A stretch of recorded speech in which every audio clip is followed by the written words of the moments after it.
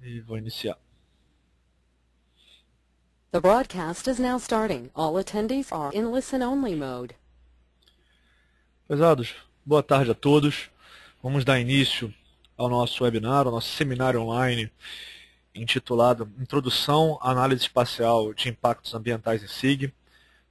Antes de mais nada, deixe-me apresentar. Meu nome é Hélio Beiroz, eu sou mestre em Geografia pela FRJ, atualmente doutorando em Geografia com ênfase na área de Gestão Territorial Ambiental pela Universidade Federal Fluminense, a UF. Eu atuo nos cursos de Geotecnologia do Sistema LabGIS, atuando com cursos como, por exemplo, o módulo 1 em SIG, em Sistema de Informações Geográficas, que é um curso direcionado a iniciantes, curso de sensoramento remoto e processamento de imagens, análise espacial de bacias hidrográficas, análises bidimensionais e tridimensionais, análise 2D e 3D, curso de SIG módulo 2, enfim, atuo numa série de cursos, além de alguns outros, com o uso do software, alguns softwares livres, como o Spring e o QuantumGIS, além do bastante do uso do ArcGIS, entre outros softwares. Além disso, sou professor substituto da Universidade Estadual do Rio de Janeiro, a UERJ, disponibilizando para graduação, oferecendo para graduação duas disciplinas, Sistema de Informações Geográficas, módulo 1, e Sensoramento Remoto e Processamento Digital de Imagens, módulo 1. Bem, então, como acho que ficou bastante enfatizado, já atuo na área de geotecnologias, e esse webinar, tá, essa palestra online, ele tem como objetivo discutir alguns conceitos, tá, da interface entre a análise espacial, tá, e os impactos ambientais.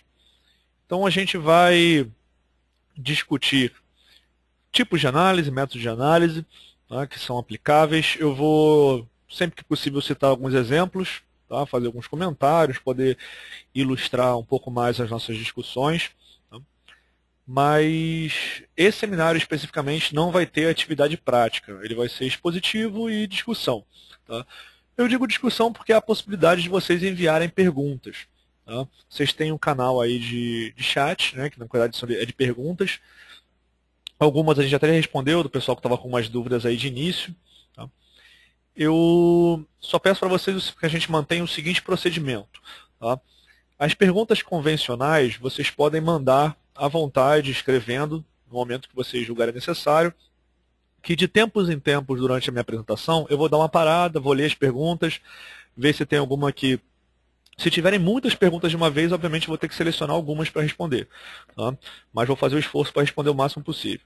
Se em algum momento surgir uma pergunta que vocês acham que tem que ser respondida naquele momento, ou seja, que é urgente, enfim, senão vai perder o fio da meada, vocês podem utilizar, além de escrever, vocês podem utilizar a ferramenta de levantar a mão. Tá? Dessa maneira, eu consigo ver de imediato, aparece um aviso para mim informando que tem gente com a mão levantada, como, por exemplo, o Thiago Batista acabou de fazer. Tá? Agora, de início, por favor, não use a ferramenta. Okay? Vou baixar a mão de todo mundo. Mas se vocês tiverem alguma pergunta emergencial, por assim dizer, ou que tenha que ser respondida naquele momento, vocês podem utilizar a ferramenta da mão, que eu recebo na hora o aviso. Outro ponto, se vocês tiverem com algum problema com relação à conexão, com áudio, tá?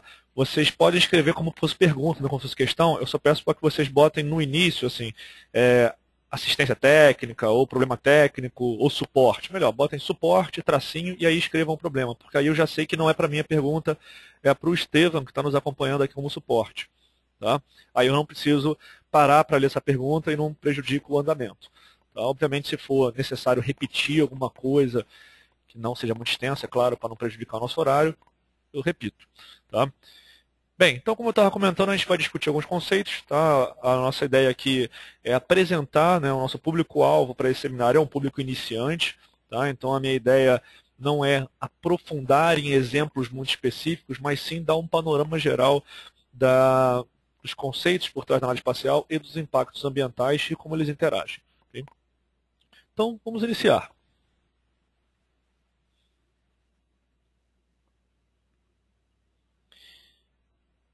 Em alguns momentos eu vou fazer uma pequena pausa como essa porque eu tenho que aguardar a tela de vocês atualizar em relação à minha, tá? Senão vocês pode picotar o áudio ou vocês podem perder alguma explicação. Então, sempre que eu estiver mudando de um slide para o outro, eu vou fazer uma pequena pausa. Não se assustem, não é porque o áudio sumiu, não.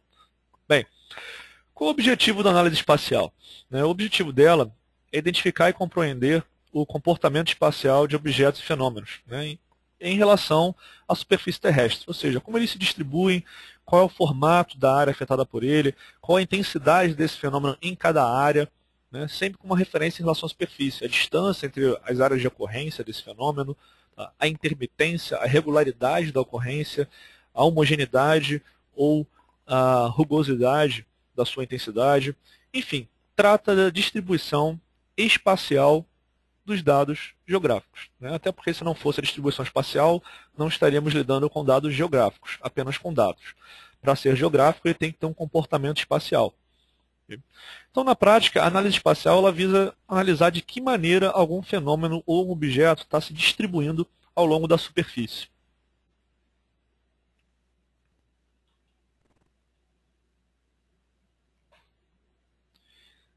As possibilidades de objetos e situações-alvos, que podem servir como estudo para nossas análises, para ser como alvo dos nossos estudos, das nossas análises, são amplas, são inúmeras. A gente poderia citar uma grande infinidade, eu escolhi apenas alguns exemplos. A distribuição nos locais de ocorrência de uma espécie invasora no interior de uma unidade de conservação. É um exemplo de uma possibilidade de análise. Essa ocorrência pode ser generalizada, ela pode ser concentrada em algumas áreas, ela pode ter um comportamento intermitente. Quando a gente fala que a gente está analisando no interior da unidade de conservação, a gente estabelece já um limite espacial para a nossa análise, mas poderia ser outro, poderia ser dentro de áreas, dentro de zoneamentos, de zonas dessa unidade de conservação, poderia ser num município, poderia ser num país, poderia ser num bioma, num ecossistema. Tá? Então, nesse exemplo, o primeiro que a gente tem a análise da distribuição da ocorrência dentro de um recorte espacial. Mas a própria ocorrência tem um comportamento espacial. Ou seja, dentro desse recorte ele pode estar disperso, pode estar contínuo, pode ter uma variação segundo um gradiente bem perceptível, pode ser mais irregular, pode ter concentrações em áreas. Outro exemplo, número de internações por contaminação por um poluente atmosférico nos diferentes hospitais do município. Esse exemplo eu citei, eu optei por citá-lo, porque aqui a gente tem um contexto um pouco diferente do exemplo anterior. No exemplo anterior, a gente faria a análise a partir de medições diretas. Eu quero dizer com isso, eu iria a campo e marcaria, por exemplo, um exemplo de método, com o meu GPS toda vez que eu encontrasse um indivíduo da espécie invasora vegetal, por exemplo, que é mais fácil mapear dessa forma. No caso do número de contaminações por hospitais, eu não estou indo na residência de cada pessoa que está sofrendo com os sintomas. Eu tenho o dado contabilizado pelos hospitais. Então, na verdade, esse meu dado está localizado em função dos hospitais. O que eu tenho é a intensidade, ou seja, o número, a quantidade de ocorrências por hospital. Mas a ocorrência não se deu no hospital, ou seja, a pessoa não ficou doente no hospital. Então, eu teria, por exemplo, nesse caso, avaliar a área de influência de cada hospital e fazer uma análise em cima dessa área de influência. Lembrando sempre, ao montar o meu modelo de análise, meu método, que o ponto com a localização do hospital, nesse caso, não é aonde ocorreu o problema, mas sim aonde os pacientes foram atendidos. Ou seja, eu não estaria analisando ali diretamente o impacto, mas sim o resultado do impacto, a consequência do impacto sobre a população. Outro exemplo, variação de salinidade da água ao longo de um mangue. Aí é um exemplo mais simples, a gente faz a medição também de maneira direta, sempre que possível, e a gente tem uma distribuição. O interessante aqui é que, nesse caso, na maioria das vezes, a gente considera o comportamento espacial dessa variável, desse fenômeno, enfim, desse objeto, que ele varia segundo um gradiente. Você não tem uma área com salinidade 0 e depois uma área com salinidade 100, por exemplo. Você tem uma variação gradual. Então, a gente vai precisar representar ou traduzir esse comportamento para o ambiente computacional de uma outra forma. É diferente do que a gente faria com a situação do hospital, que é o comportamento espacial dessa variável ou desse dado que a gente obtém a partir dessa variável é diferente. Outro caso, como exemplo, número de furtos a estabelecimentos comerciais por bairros de município. A gente tem uma situação que não é exatamente o impacto ambiental, mas vamos usá-la também como exemplo, né? Nesse caso que a gente tem um número de ocorrências por município. Trata-se de uma situação parecida com o dos hospitais por poluente atmosférico. A diferença é que o recorte espacial, né, é um polígono, né? Então, na verdade, ficaria até um pouco mais próximo da situação do primeiro exemplo, de espécie invasora em unidade de conservação. Só que pode acontecer de eu já ter esse dado numa tabela onde não me informam em que local do município ocorreu, em qual rua ou em qual coordenada, né, ocorreu o delito, mas sim quantos ocorreram por município. Ou seja, eu não tenho a noção de como o dado se comporta dentro do recorte. Eu tenho um valor único para o recorte inteiro, que no caso é o município.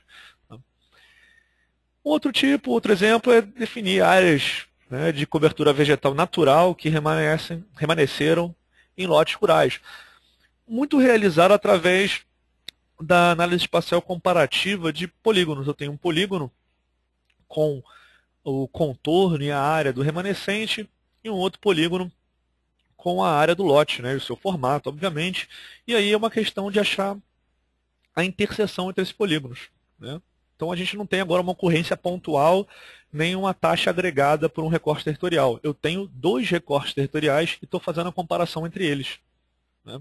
É uma outra forma e, obviamente, como eu comentei antes, tem muitas outras opções, né? A ideia daqui era só mostrar como apenas de acordo com o comportamento que a gente utiliza para traduzir, né, o comportamento de tradução do fenômeno para o ambiente computacional, a gente já tem várias possibilidades de alvos e formas de distinguir, formas de analisar.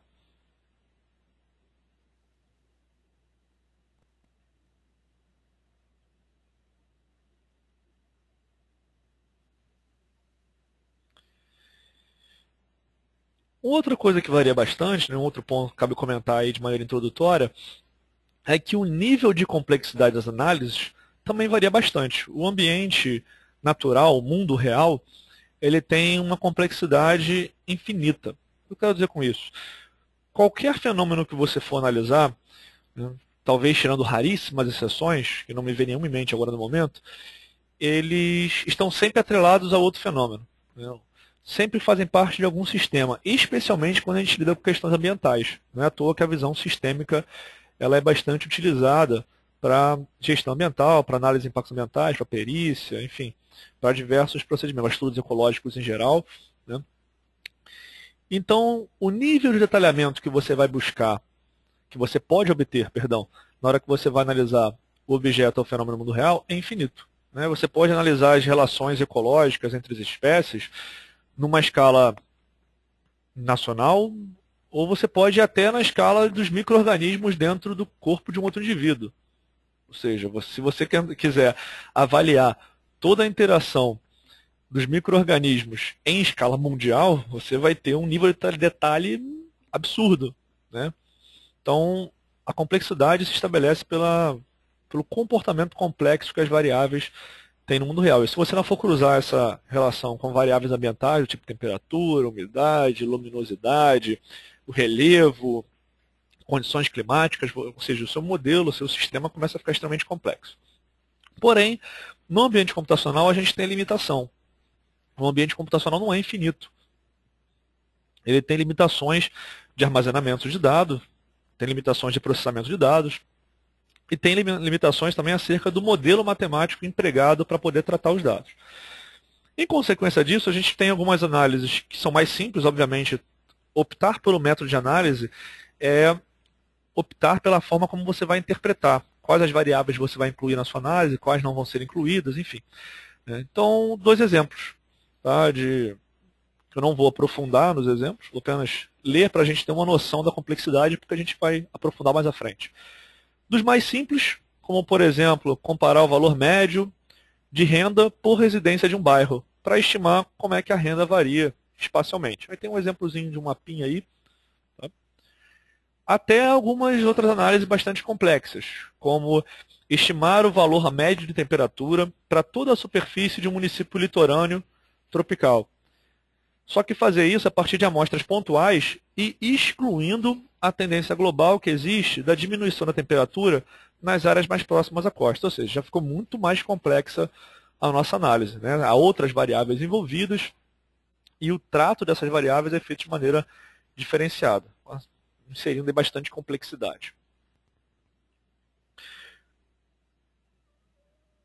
De maneira geral, é isso que a gente tem. Quanto mais complexo é o comportamento do objeto ou maior o número de variáveis envolvidas, mais complexa é a análise. Lembrando que a gente está aumentando a complexidade com o intuito de obter resultados que se aproximem mais do comportamento real desses objetos. Mas o resultado da análise espacial, em geral, ele é um modelo. O modelo nunca é 100% preciso. Ou seja, ele nunca é uma cópia real, salvo as devidas proporções, do ambiente natural. Ele sempre tem a margem de erro, né? E o jogo, né, o interesse é fazer essa margem de erro ser a menor possível. Vamos discutir mais alguns fatores, então, que influenciam no tipo de análise, mas agora aprofundando um pouco mais essa discussão.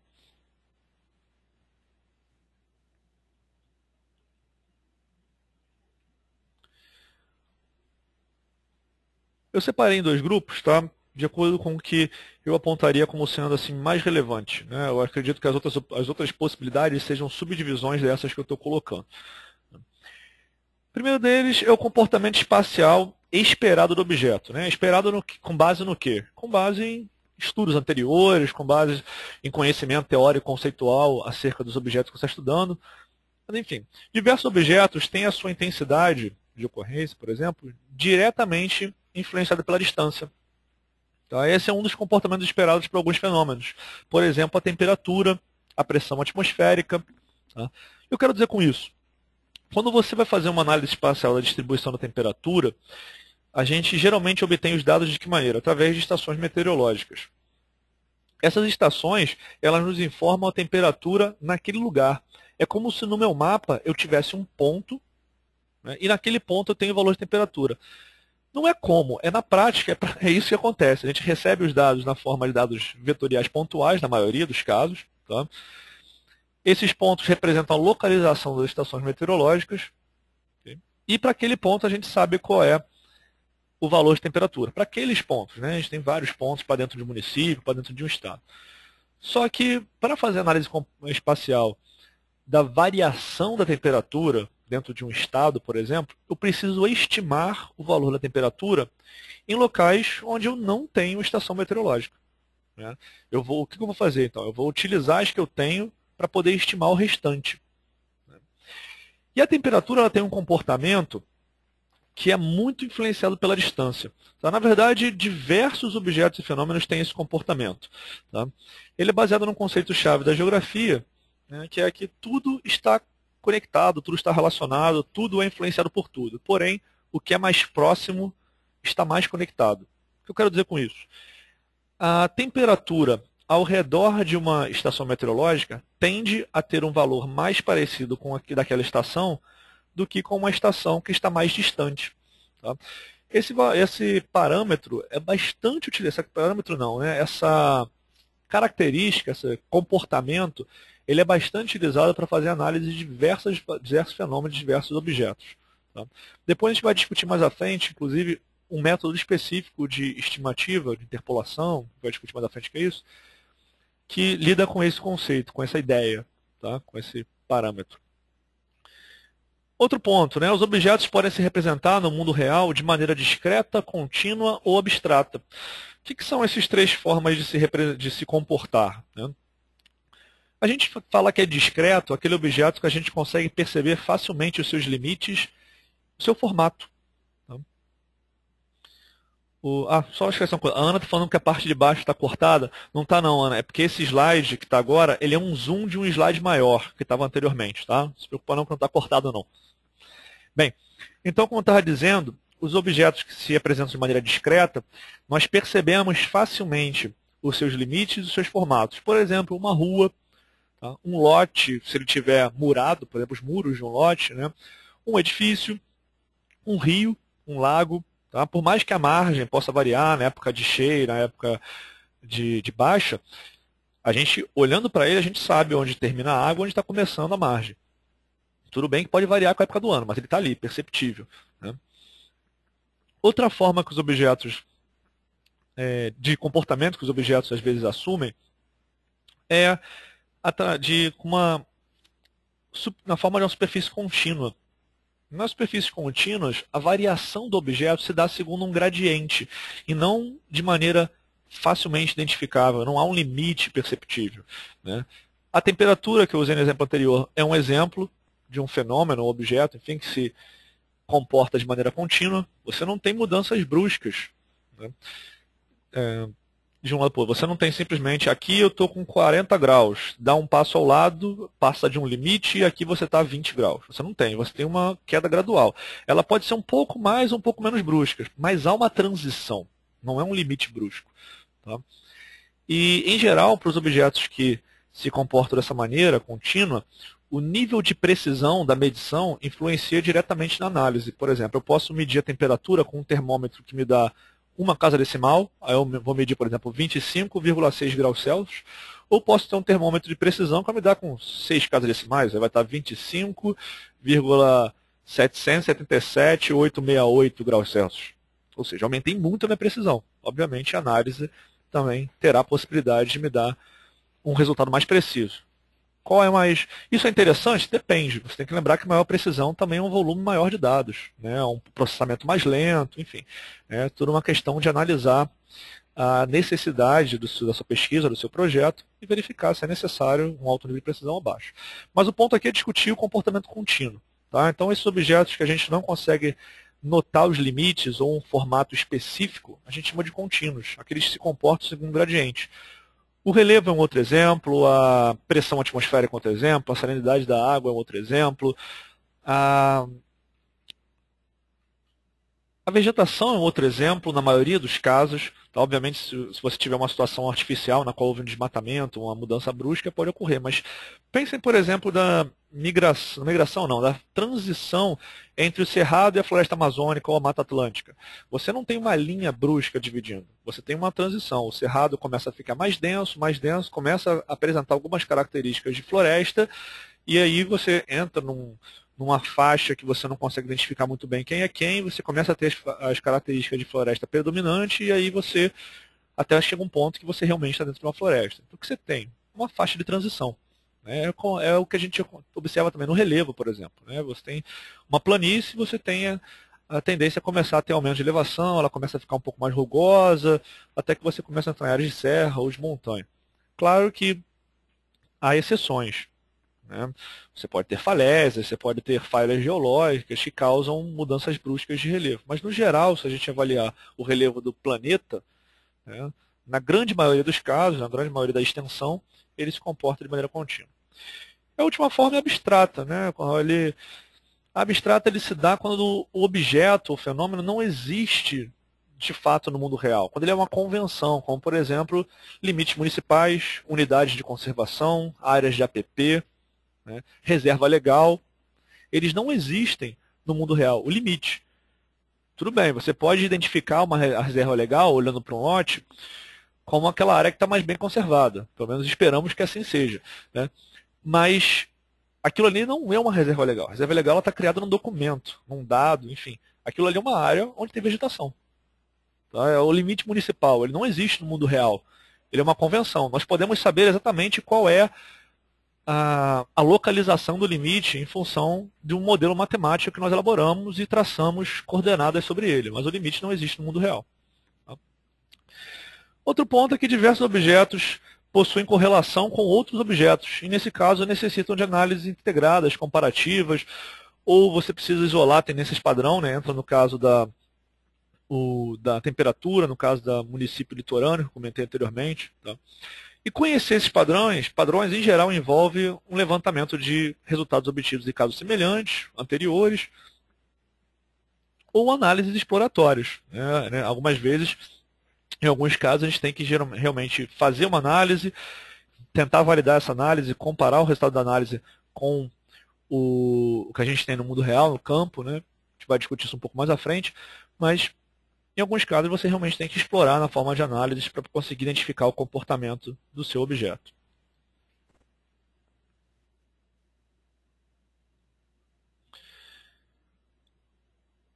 Outro fator que influencia também no tipo de análise que a gente pode realizar, tá, é a estrutura na qual o dado acerca desse objeto ou fenômeno se encontra no ambiente computacional. Tá? E aí eu dividi em 3 tipos principais, tá? Que é quando a gente tem o comportamento traduzido na forma de pontos, ou seja, padrões pontuais, né, eventos pontuais, ou seja, estamos representando apenas por coordenadas no espaço. É o exemplo, por exemplo, da estação meteorológica. Né, a gente vai representar as estações como um ponto de coordenadas, e a gente vai atribuir valor para esse ponto. No caso, o valor temperatura está dentro do conceito de amostra, né, tirando a amostragem desse objeto, desse fenômeno. Podem se comportar dentro do ambiente computacional, tá? Como superfícies contínuas, né, que a gente geralmente extrai com base em levantamento de campo ou através de levantamentos por sensoramento remoto, por aí vai, mas aí são objetos do tipo relevo, taxas de minerais, pluviometria, temperatura. É comum que a gente já traduza para o ambiente computacional na forma de superfícies contínuas, geralmente utilizando 2 conceitos. O de tesselação, né, que dá origem aos dados matriciais, às imagens, né, e o de isolinha, né, que é muito utilizado para relevo, para temperatura, né, as linhas hipossométricas por relevo, as isotermas para temperatura, as isoetas para velocidade, e assim vai. Tá?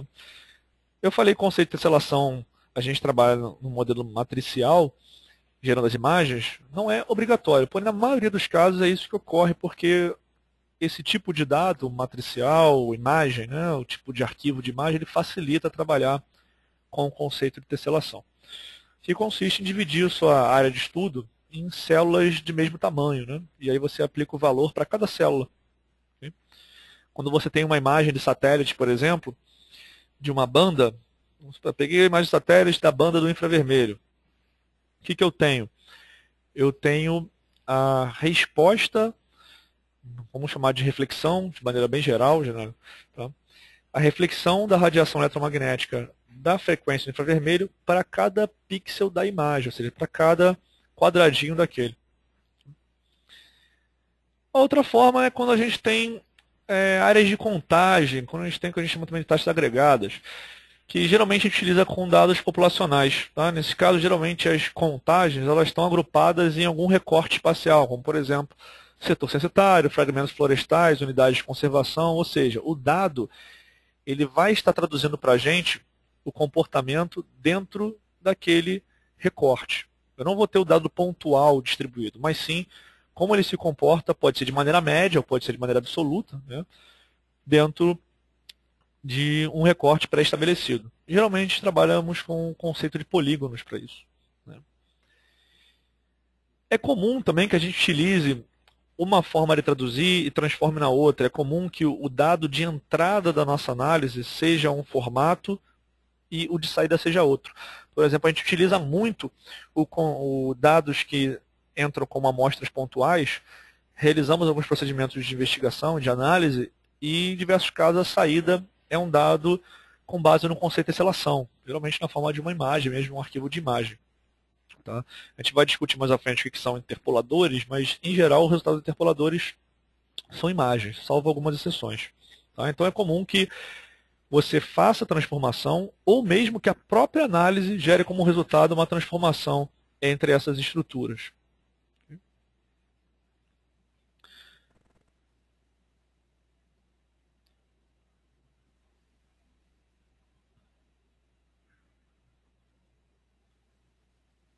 A gente vai retomar essa questão dos tipos de análise mais à frente, aprofundando especificamente nos métodos. Eu vou citar 5 ou 6 métodos diferentes e discutir um pouco sobre eles.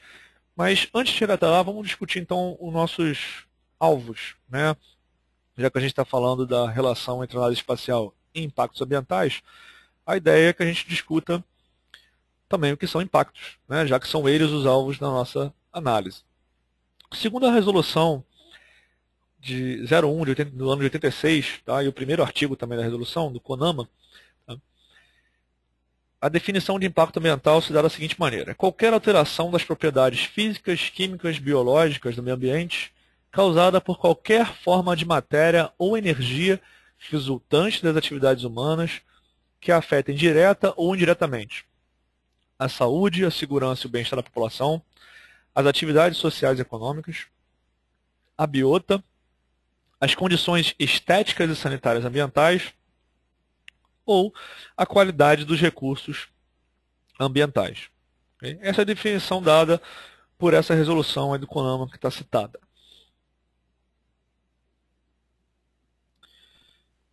A gente tem que tomar cuidado, deixa eu guardar, atualizar para vocês, pronto. A gente tem que tomar cuidado, tá? Porque o uso corriqueiro do termo impacto ambiental fez com que ele passasse a ser interpretado como um sinônimo de degradação ambiental. Isso vem não apenas do uso corriqueiro, mas também do fato de que os impactos ambientais que são avaliados quando a gente fala do processo de licenciamento ambiental ou de compensação ambiental são apenas impactos negativos, né? Então, acabou que, por se utilizar tanto nesse sentido, a gente, no uso comum, né, no senso comum, acabou que o termo impacto ambiental acabou virando sinônimo de degradação ou de dano, né, ou de algum tipo de efeito negativo sobre o meio ambiente. Contudo, pela definição, ele trata de qualquer alteração causada pela ação humana que venha afetar os objetos listados anteriormente, naquela lista que eu mostrei no slide anterior. Qualquer uma. Tá? Então, quando a gente fala de impacto ambiental, a gente pode ter impactos positivos. Só que, obviamente, com os impactos positivos, a gente não se preocupa em punir ou oferecer respostas para mitigar os efeitos, né? No caso de impactos positivos, né? Em geral, eles geram benfeitorias. Inclusive atividades humanas que trazem esse impacto benéfico, né? Aí tem alguns exemplos. Você realizar um manejo de espécies invasoras que estão causando desequilíbrio no ambiente. Um exemplo para o pessoal do Rio de Janeiro, bastante pertinente, é o caso do manejo de jaqueiras nos nossos fragmentos florestais, principalmente dos 3 maciços, né, que a gente tem, que são as 3 áreas protegidas, o Parque Estadual da Pedra Branca, o Parque Nacional da Tijuca e a APA do Jerecinal Mendanha. Principalmente no Parque da Tijuca, tem sido feito um trabalho, um esforço de manejo das jaqueiras, porque ela tem vantagens competitivas em relação a algumas espécies nativas, porém ela não apenas tem a vantagem competitiva, que já é um problema, porque ela já causa um desequilíbrio por isso, né? O outro problema é que uma das vantagens competitivas que ela tem é de prejudicar a reprodução de outras espécies nativas, né? Então isso dificulta. E tem uma série de outros impactos, né? Ela é uma fruta bastante calórica, então ela insere uma energia também para a fauna que não é comum, gera um desequilíbrio também nas relações da fauna, não apenas da flora. Enfim, obviamente é tudo interligado, né? Os ecossistemas, a fauna e a flora não funcionam. Funcionam seria um péssimo termo, né? O funcionalismo, os ecólogos iriam dar um tiro, mas enfim, eles não estão separados, isolados, né? Tudo está interligado. Outro exemplo é a criação de corais artificiais, né? O coral ele é um ecossistema muito sensível e as alterações na salinidade e na temperatura das águas oceânicas, além da poluição, é óbvio, estão causando grandes impactos negativos em alguns corais, alguns estão até entrando em colapso, né? E tem-se um esforço em algumas áreas do planeta de criar corais artificiais. Obviamente não é sair jogando qualquer coisa no oceano, né? É fazer um estudo prévio, avaliar quais estruturas que são mais adequadas, enfim, mas há essa possibilidade, né? É um outro exemplo de impacto positivo, você está favorecendo a recuperação de um ecossistema, né?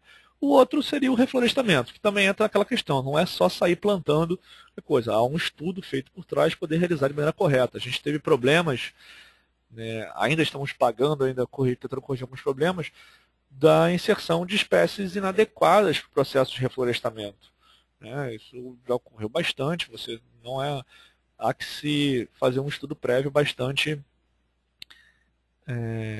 completo, todo estudo tem que ser, né? Mas eu diria bastante minucioso para poder identificar quais são as espécies adequadas em cada área, né? Senão o que deveria ser um impacto positivo acaba se tornando um impacto negativo, mesmo que a médio prazo ou a longo, ele acaba tendo consequências negativas.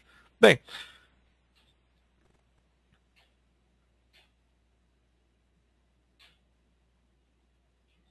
Já que a gente falou dessa confusão de conceitos, né, eu optei por citar alguns outros conceitos que às vezes se confundem com o conceito de impactos ambientais no senso comum.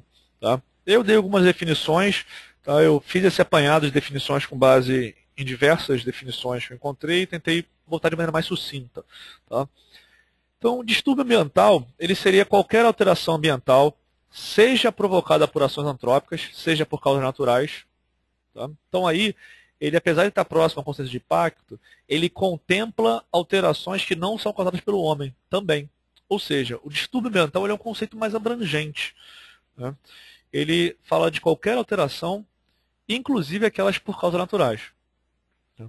O conceito de dano ambiental ele trata de qualquer alteração adversa, ou seja, negativa, que cause problemas, né? Provocada por ações antrópicas. Ou seja, eles estão relacionados a impactos ambientais, só que apenas aqueles de consequências negativas, ou seja, mais restritivo. Né?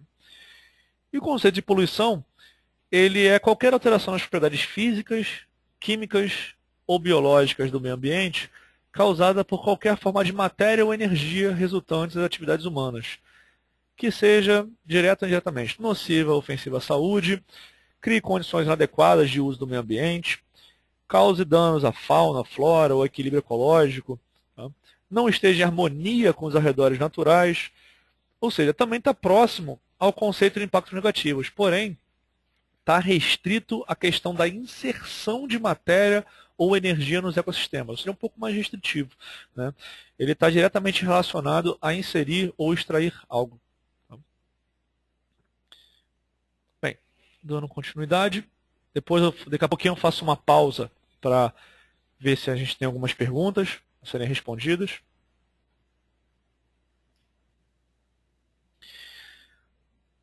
Ok, e qual é a pertinência, tá, de analisar a espacialidade dos impactos ambientais? Tá? Bem, de maneira geral, a gente pode classificar os impactos ambientais em relação à sua interação com a área que eles afetam. Quando a gente fala de área que está sendo afetada, a definição dessa área afetada já é uma informação-chave para a análise do impacto, independente do objetivo dessa análise. Se é para o processo de licenciamento, se é para o processo de manejo, se é para o cálculo de compensação, se é para fazer gestão ambiental de alguma área, mesmo que não esteja envolvido em processo de licenciamento, não importa. Definir qual é a área afetada é uma informação-chave para qualquer análise espacial. Né? E aí definir a área afetada pelo impacto faz parte da análise espacial desse impacto. Então, por isso só já é bastante relevante. Tendo definido essa área, a gente ainda tem que definir alguns outros parâmetros, né? Alguns estão relacionados à área também. Se eles são diretos ou indiretos, se eles são imediatos, se eles ocorrem, são perceptíveis de maneira imediata, em média ou longa duração, ou mesmo se eles são intermitentes ou se são permanentes. Né? Quando a gente fala de temporários ou permanentes, tem ainda impactos que são intermitentes. Né? Que só, por exemplo, os problemas só ocorrem dentro de uma estação do ano, isso ocorre mais em climas temperados. Né? No clima tropical, isso não ocorre tanto porque a gente não tem uma variação muito brusca de contextos climáticos, enfim, de características climáticas. Né? Tirando algumas áreas, é claro. Se são reversíveis ou se são irreversíveis, né? Se são benéficos ou adversos, né? Adversos, lembrando que assumem o significado de negativo, né? Que é o seu significado. Se são locais ou regionais, ou nacionais ou globais, enfim. Né? Repare que tanto a definição da informação-chave acerca da área afetada, como também a definição da escala, né? Se é uma escala local, se é regional, se é nacional, está relacionado à análise espacial desse impacto. Tá? Então a discussão do comportamento espacial do impacto é algo central, tá? Na caracterização desse impacto, na compreensão desse impacto.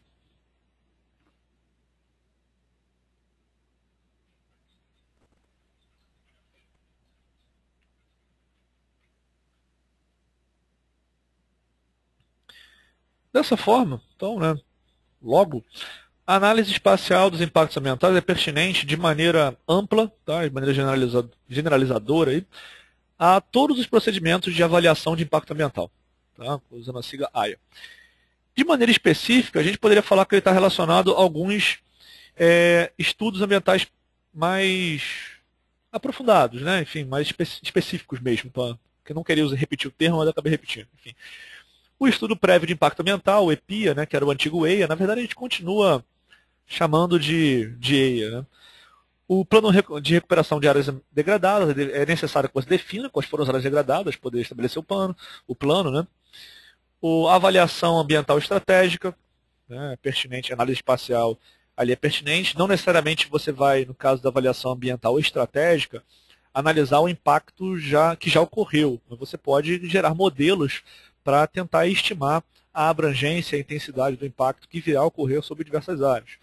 Estudo de viabilidade ambiental, né, um outro parâmetro que você tem que analisar. A viabilidade ambiental de empreendimento tem que considerar se ele vai ter impacto sobre áreas que são reservas de biodiversidade, que são áreas de preservação permanente, que são áreas onde você tem ocorrência de espécies endêmicas ou ameaçadas de extinção, enfim. Né? O projeto de controle ambiental entra na mesma lógica. Né? O controle ambiental está relacionado a planejar o efeito e a extensão do efeito das atividades. Né? Todos eles são partes integrantes dos estudos de impactos, né? Dos estudos ambientais, de maneira geral, tá? Mas também dentro do estudo de impactos ambientais. E logo os resultados desses estudos vão ser relevantes e muitas vezes até indispensáveis, obrigatórios até pela legislação, ao relatório ambiental preliminar, ao relatório de controle ambiental, ao relatório de avaliação ambiental, e por aí vai.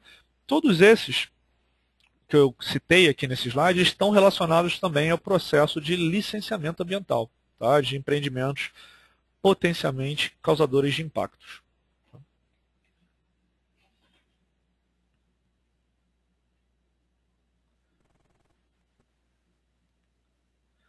Antes da gente começar a aprofundar a discussão dos métodos, vou responder a duas perguntas, surgiram duas perguntas aqui, eu vou responder, tá?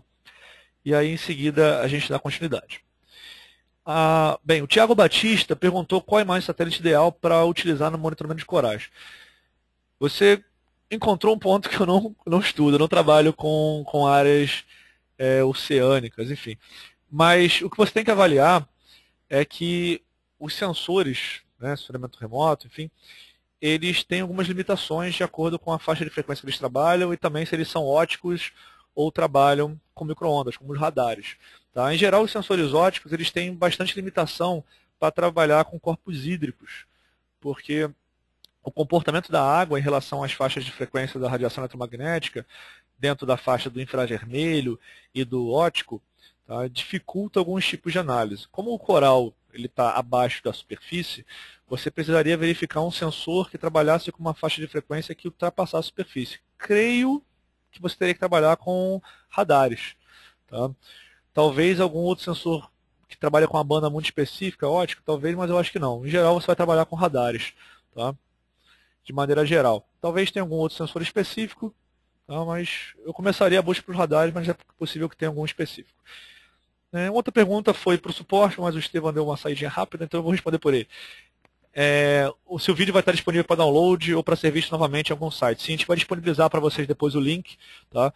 Com a apresentação e, na verdade, com o vídeo gravado da minha fala, né, junto da apresentação. Na verdade, eu estou gravando exatamente o que está passando na minha tela, junto com o meu áudio, e vai ser disponibilizado para vocês, a posteriori.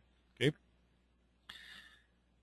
A gente vai passar por e-mail para vocês o link para vocês poderem ter acesso ao material após o término da apresentação. Bem, continuando então. Bem, vamos discutir especificamente agora os métodos de análise. Tá? Em função da variedade de comportamentos espaciais e técnicas de mensuração dos fenômenos, objetos do mundo real, há também uma grande variedade de métodos de análise espacial. Tá? A grande maioria vai considerar premissas, né, do tipo se há um peso de ponderação, se você precisa de amostragens aleatórias, né, se você já tem o dado obtido de maneira aleatória ou se você precisa aleatorizar dentro do ambiente computacional, se há correlação entre o comportamento das variáveis. Tá? Então, há diversos métodos visando obedecer a essas premissas. Tá? Vamos ver alguns.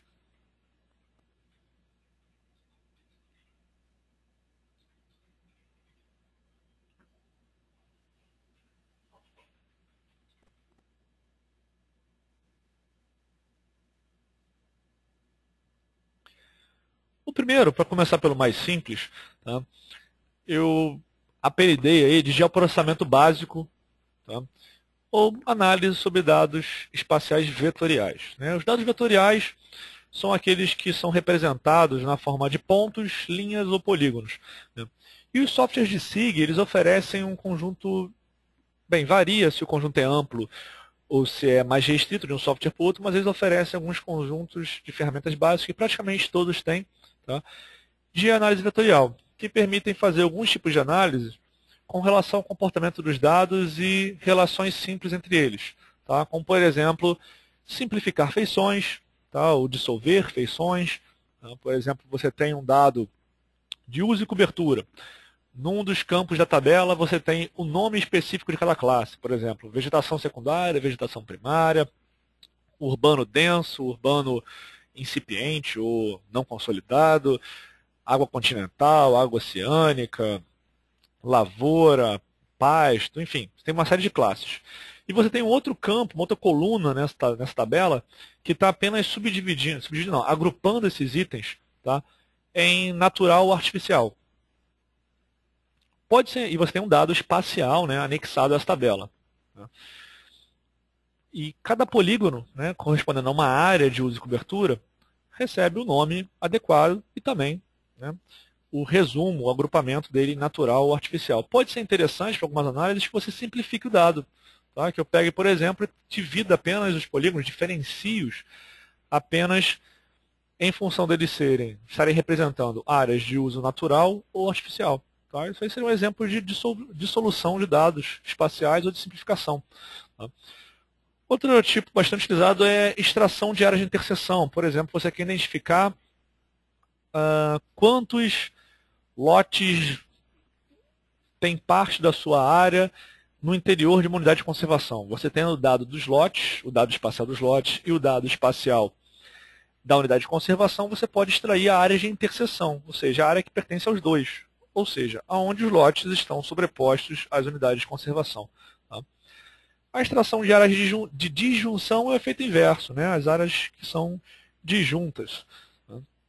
É interessante quando você quer avaliar, por exemplo, o território de uma espécie. Né? Você quer, por exemplo, extrair aonde esses territórios se encontram e você pode querer, num outro dado, ter a extração exatamente das áreas que são individuais de cada grupo.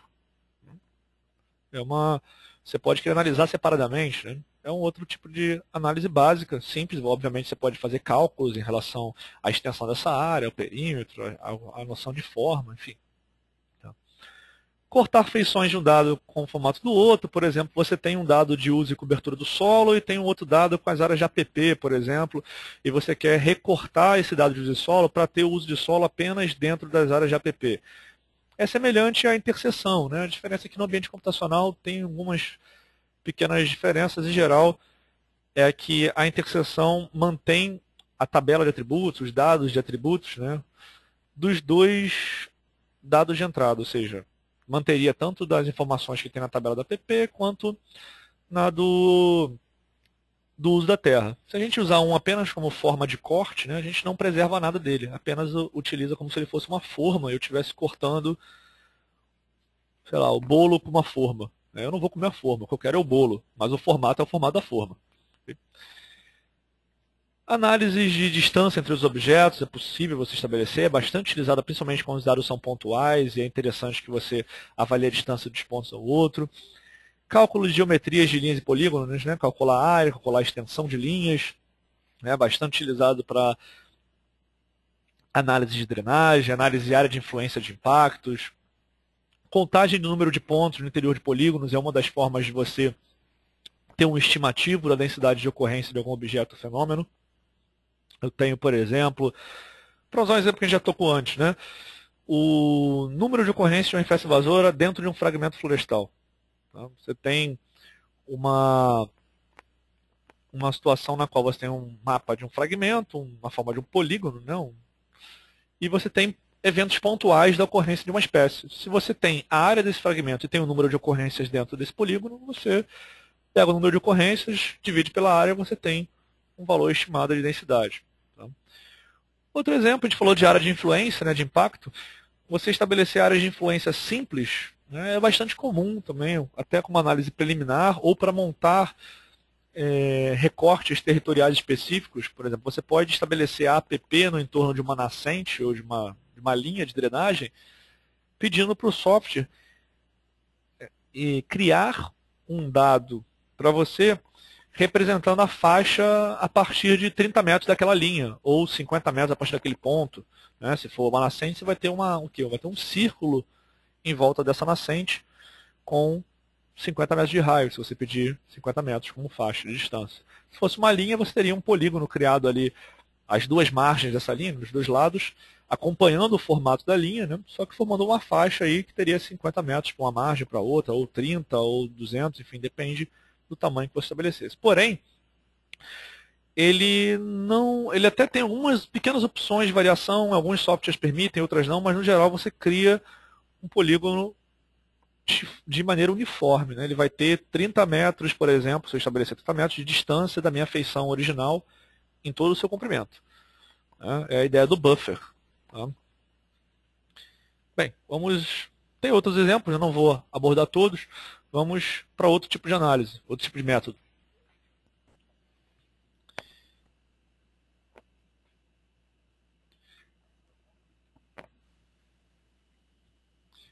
Outro método bastante utilizado, tá, para diversas análises é o de subdivisão espacial.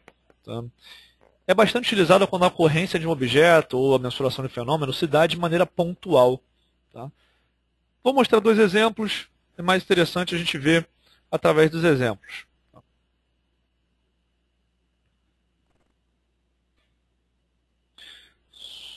Só um instantinho, eu vou responder uma pergunta aqui individual rapidamente.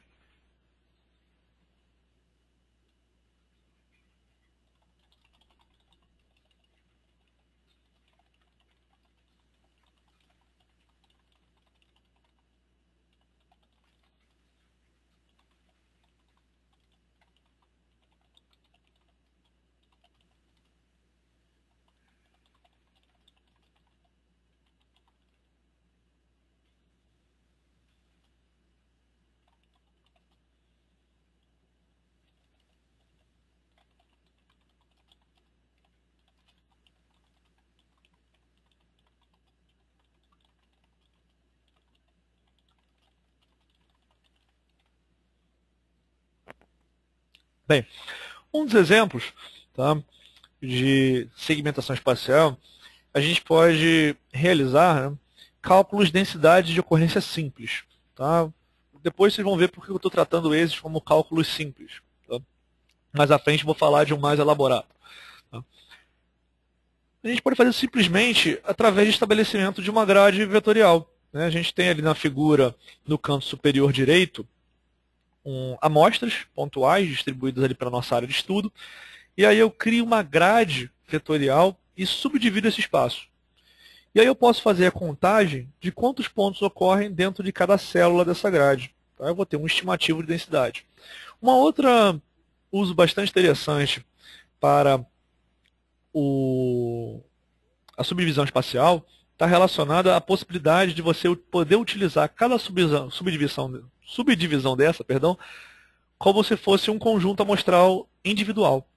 Tá? Em vez de você ter uma grande massa de amostras, você subdivide, né, em diferentes grupos de amostras. E você pode, por exemplo, fazer uma seleção aleatória, pegar apenas alguns desses. Né? Algumas análises estatísticas necessitam de aleatoriedade na coleta das amostras. Tá? Essa é uma maneira de você conseguir. Outro ponto é que, para algumas análises estatísticas também, você precisa de um volume maior de dados para ele poder ter um resultado significativo. Então, você pegaria uma amostra única, grande, tá? Subdividiria, aleatorizaria essa amostra, né?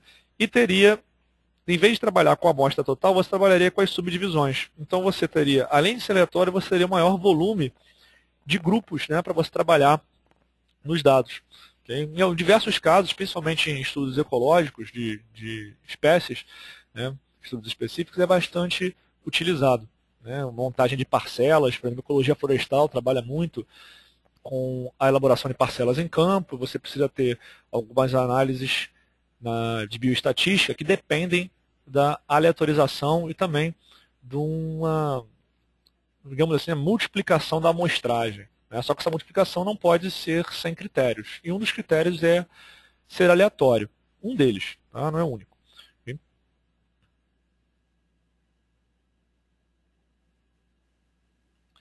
Então a pergunta aqui pertinente que o Maurício fez em relação à questão da APP, que eu usei como exemplo, né? Que no caso da APP, o curso d'água, né, varia em função da largura do curso, a faixa na margem que a gente trabalha com a APP. É possível, Maurício, que você, ao criar o seu dado espacial, você, num campo da tabela, você estabeleça a largura que aquele curso d'água tem em cada um dos segmentos, né? Você pode dividir os segmentos, né? E você pode criar um campo com a largura para cada segmento. E aí você vai selecionando cada um dos segmentos, ou seleciona, sei lá, todos os segmentos que têm menos do que 10 metros de largura. Seleciona todo mundo ao mesmo tempo e aí estabelece ao mesmo tempo para todo mundo, num outro campo da sua tabela, que esses terão APP de 30 metros. Bota lá 30 no valor. Aí depois você pega todo mundo que está no intervalo entre 10 e 50 e estabelece que para todo mundo que está selecionado que vai ser 50. E aí você, na hora de rodar o buffer, na hora de gerar a área de influência, né, você fala para o software copiar como extensão, né, como raio de buffer, os valores desse campo que você criou. Aí ele vai botar 30 quando for para ser 30, 50 quando for para ser 50 e assim por diante. Tá? A maioria dos softwares permitem fazer isso. Tá? Não posso afirmar, considero que todos, mas é bastante comum o uso desse procedimento, então a grande maioria dos softwares oferece. Alguns têm algumas opções até adicionais, de você de uma vez só criar múltiplos buffers para o mesmo dado, de você já eliminar a área interna, que é bastante relevante quando você estabelece, por exemplo, a zona de amortecimento de uma unidade de conservação. Né? Você quer estabelecer, tirar apenas a zona de amortecimento. Eu não quero que tenha o parque. Então você tem que gerar um buffer e já considerar que esse buffer saia sem o interior do parque, ou seja, só com um anel no entorno do parque. Né?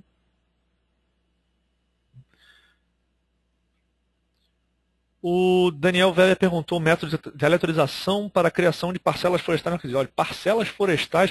Bem, você pode criar polígonos. Tá? Vocês, primeira coisa que eu recomendaria, vou citar um método que eu utilizei. Eu não lembro se eu fiz tudo dentro do ArcGIS na época, faz algum tempo, mas com certeza o ArcGIS tem essas ferramentas, porque eu utilizei um software, se eu não utilizei o ArcGIS, eu utilizei um software mais simples, então o ArcGIS com certeza tem. Primeira coisa foi o mapear a tabela, né? Você tem que fazer, ou você faz com base nas coordenadas, ou você vai em campo e marca realmente os pontos, mapeando as suas parcelas dentro da floresta mesmo. Né? E aí você traz esses dados para o ambiente do ArcGIS, você pode gerar um retângulo, um hexágono, sei lá qual é o formato da sua parcela, enfim. E a subdivisão, né, a maneira mais fácil de fazer é em cima de uma grade vetorial, que o ArcGIS permite que você crie uma grade vetorial. Aí você estabelece qual vai ser o intervalo de distância entre os encontros de linhas e de colunas. Né? Eu quero quadrados, quadrículas de 10 por 10 metros, de 100 por 100, perdão, de 5 por 5, você opta pelo tamanho do intervalo e também pela extensão total, ou seja, vai de tantas coordenadas até tal. Ou você pode já pedir para ele recortar já com o formato das coordenadas da sua parcela. E aí existem ferramentas, eu não lembro como é que é o nome da ferramenta dentro do ArcGIS, mas essa ferramenta com certeza existe, que é de seleção aleatória. Então você aleatoriamente seleciona alguma de suas feições. No caso, né, as feições serão as quadrículas dessa grade que você criou. Tá? Geralmente é simples assim. Né? A questão é o método que você vai aplicar depois. A subdivisão dessa maneira, subdivisão espacial, desse método, é simples de fazer subdivisão. A questão é que ela é geralmente utilizada como uma preparação para uma análise mais avançada, estatística mais pesada. Tá? Mas, em geral, os softwares têm a possibilidade, isso inclui o ArcGIS, é claro, de subdividir o seu espaço em células, em quadrículas, e de fazer seleção aleatória, porque você pode, na hora de subdividir, pedir para ele dividir traçando linhas ou para ele criar polígonos, quadrados. Né? Cada célula vai ser um quadrado. E aí ele pode selecionar aleatoriamente esses quadrados aí que vão representar as subparcelas. É uma das formas. Bem, seguindo.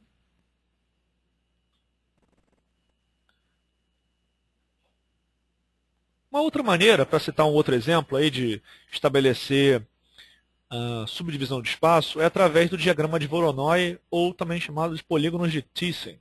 Tá? Ele consiste em gerar polígonos ao redor de pontos. Tá? Então você tem como origem os pontos. Tá? E toda a área desses polígonos, tá, vai estar mais próxima do ponto que está no interior do polígono do que qualquer outro ponto ao redor. É como se a gente estabelecesse a área de influência dos pontos considerando a distância entre eles. Em vez de eu elaborar aquelas quadrículas regulares, eu utilizo esse método para poder estabelecer a área de influência máxima, se você assim considerar, para cada ponto, considerando que todos os pontos têm o mesmo peso.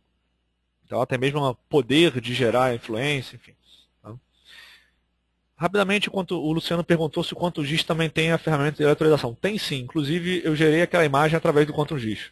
Tá? A imagem que eu utilizei como exemplo.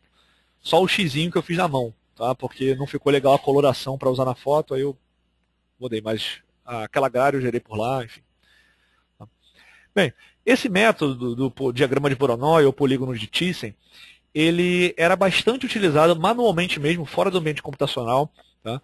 Para estabelecer áreas de influência e também para compreender a variação, né, a distribuição de algumas variáveis que se comportavam de maneira contínua, como, por exemplo, temperatura, teor de algum nutriente no solo, ou teor de algum poluente no ar, enfim. E o que eles faziam? Os pontos eram as medições, né, e você estabelecia que o polígono que continha aquele ponto tinha o mesmo valor que o ponto. Isso era bastante utilizado. Pode-se dizer até que era um método de interpolação antes da possibilidade de fazer interpolação no ambiente computacional. Então a ideia pode ser utilizada, além da questão de você poder utilizar de maneira semelhante que a gente mostrou no exemplo anterior, né, estabelecer polígonos, aleatorizar suas amostras, enfim. A diferença é que aqui você vai ter sempre uma amostra dentro de cada polígono. Mas aí você tem a noção da densidade em função do tamanho dos polígonos. É uma outra forma de interpretar. Tá? Mas ele era muito utilizado também para estabelecer a influência de alguns pontos. Tá? Com o método de interpolação, ele passou a ser menos utilizado em alguns casos, porque os métodos de interpolação permitiram um maior avanço, umas estimativas mais perfeitas, criação de modelos mais elaborados. Mas ele ainda é utilizado em diversas análises. Tá? Por exemplo, aquele caso aquele exemplo, quando ele lá no início, falando das internações por hospital por causa de um poluente atmosférico, eu poderia utilizar, por exemplo, esse método para estabelecer a área de influência de cada hospital. Ou seja, as pessoas que estão dentro de cada polígono desse tendem a ir para o hospital que está sendo representado pelo ponto no seu interior. Obviamente, é uma análise bem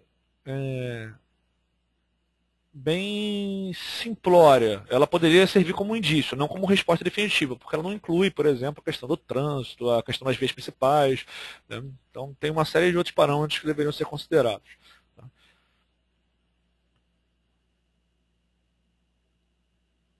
O Felipe fez uma pergunta interessante. Ele perguntou como saber a área de cada polígono, ou seja, a área de influência de cada ponto.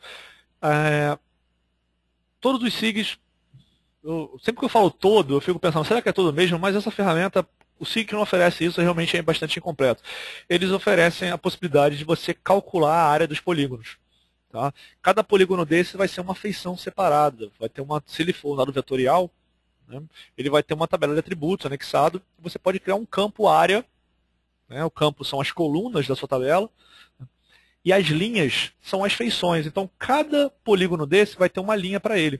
Então, eu crio uma coluna com valor, com nome área, por exemplo, e mando, dentro daquela coluna, ele fazer o cálculo de área para cada linha. E aí a gente vai saber.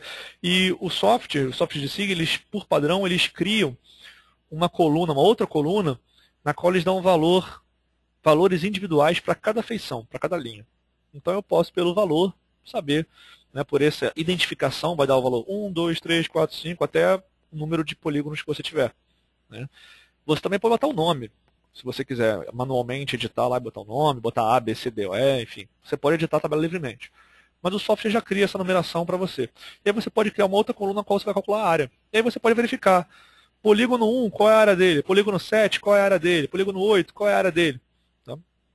Inclusive, a ferramenta de cruzar, que a gente comentou lá na frente, lá na frente não, um pouquinho anterior aí, nas ferramentas de geoprocessamento básico, ela permite cruzar as informações dos pontos com os polígonos. Se eu tenho, por exemplo, na tabela dos pontos a informação do nome do hospital, eu posso cruzar isso com o polígono depois e gerar uma tabela única, na qual eu vou ter a área do polígono e também o nome do hospital que representa o ponto que ele estava dentro. Na maioria dos casos, dos softwares, quando a gente gera esses polígonos a partir do ponto, ele automaticamente já faz isso para a gente, ou seja, ele já dá para o polígono o nome que o ponto tinha.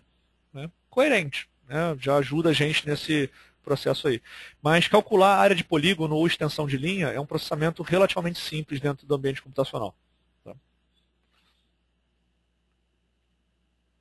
Vamos dar continuidade.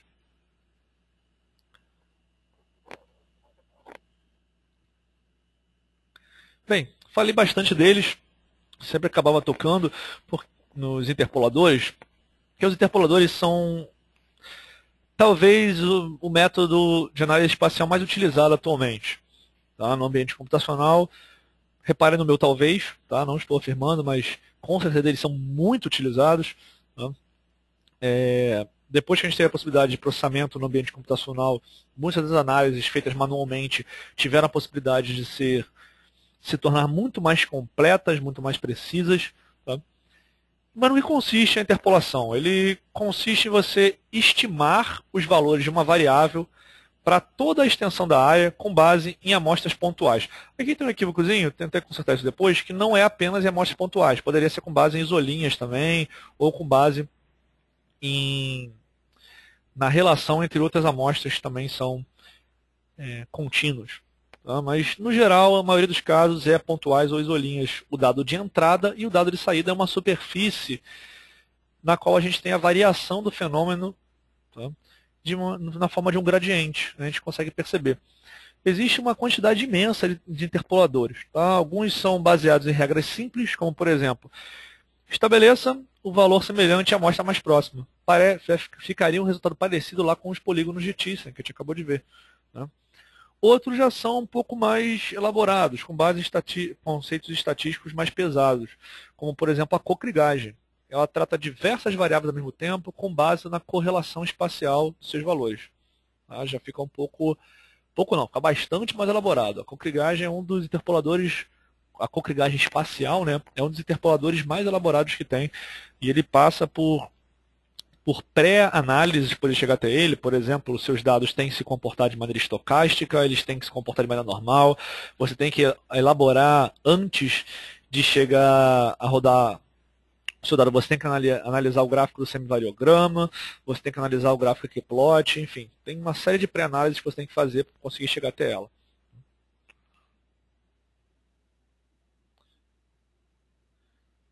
Bem, vamos citar um outro exemplo. Daqui a pouquinho eu paro para responder algumas perguntas aí, que já estão surgindo algumas perguntas interessantes.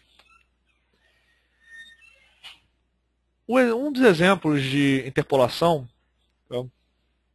talvez um dos mais utilizados, bastante utilizado para relevo, por exemplo, é o chamado de triangulação de Delaunay. Tá? Por meio de um algoritmo, a gente gera faces triangulares de acordo com os pontos amostrais, tá? E isolinhas. Pode ser um ou outro, ou pode ser os dois ao mesmo tempo. Tá? Da superfície contínua. É muito utilizada para fazer análise de relevo. No caso da imagem, a gente tem um exemplo com o uso de isolinhas. Inclusive, a gente botou a isolinha por cima do dado resultante para demonstrar a relação entre eles.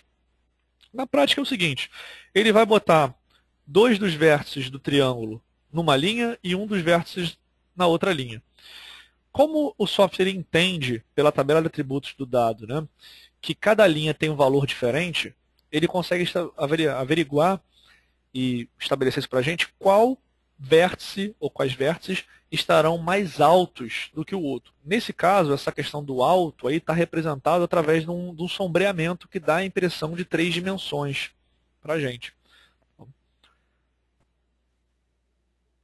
O resultado do TIM, que é a rede triangular irregular, a Triangular Irregular Network, né, o TIM, é o conceito, na verdade, por trás da triangulação, né, o conceito que a gente utiliza para traduzir para o ambiente computacional o comportamento de alguns objetos, e ele é facilmente aplicável em análises tridimensionais. Tá? E, geralmente ele é representado de maneira vetorial. Quase que em todos os casos ele é representado de maneira vetorial.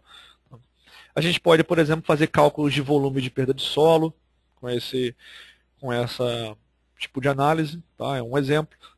Apesar de ser muito utilizado para relevo, a gente pode também utilizar esse tipo de interpolação para analisar outros fenômenos, como temperatura, pressão, a densidade de ocorrência. Bem, a densidade você tem que gerar de uma maneira separada e depois você usa o valor já gerado para fazer o TIM. Mas você pode, em valores absolutos, analisar a ocorrência de um nutriente ou de um poluente na atmosfera, no solo, na água.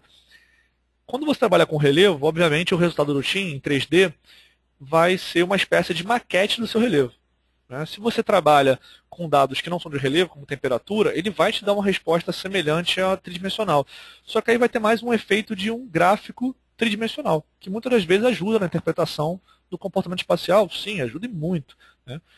Mas, obviamente, a temperatura não é um objeto físico como um relevo, mas ele fica como se fosse um gráfico, na qual você tem nos eixos do plano, na base desse gráfico, a posição dele em relação às coordenadas x e y, ou seja, a localização, e o eixo z, que vai representar a altura, é a intensidade da temperatura.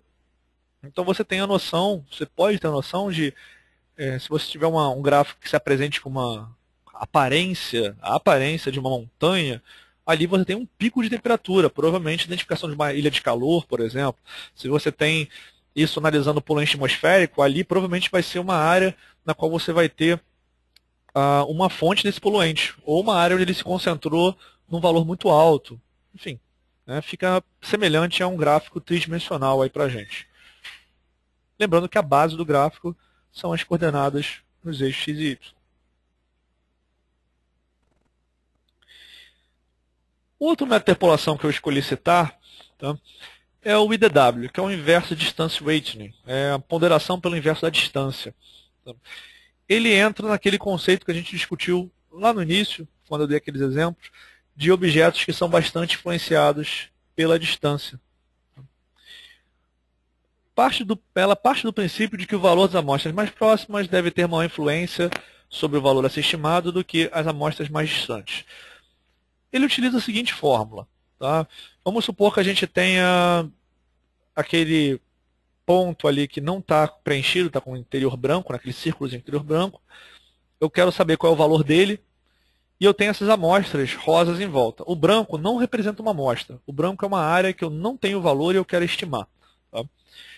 A gente estabelece um raio de busca, tá? Ou um número mínimo de amostras.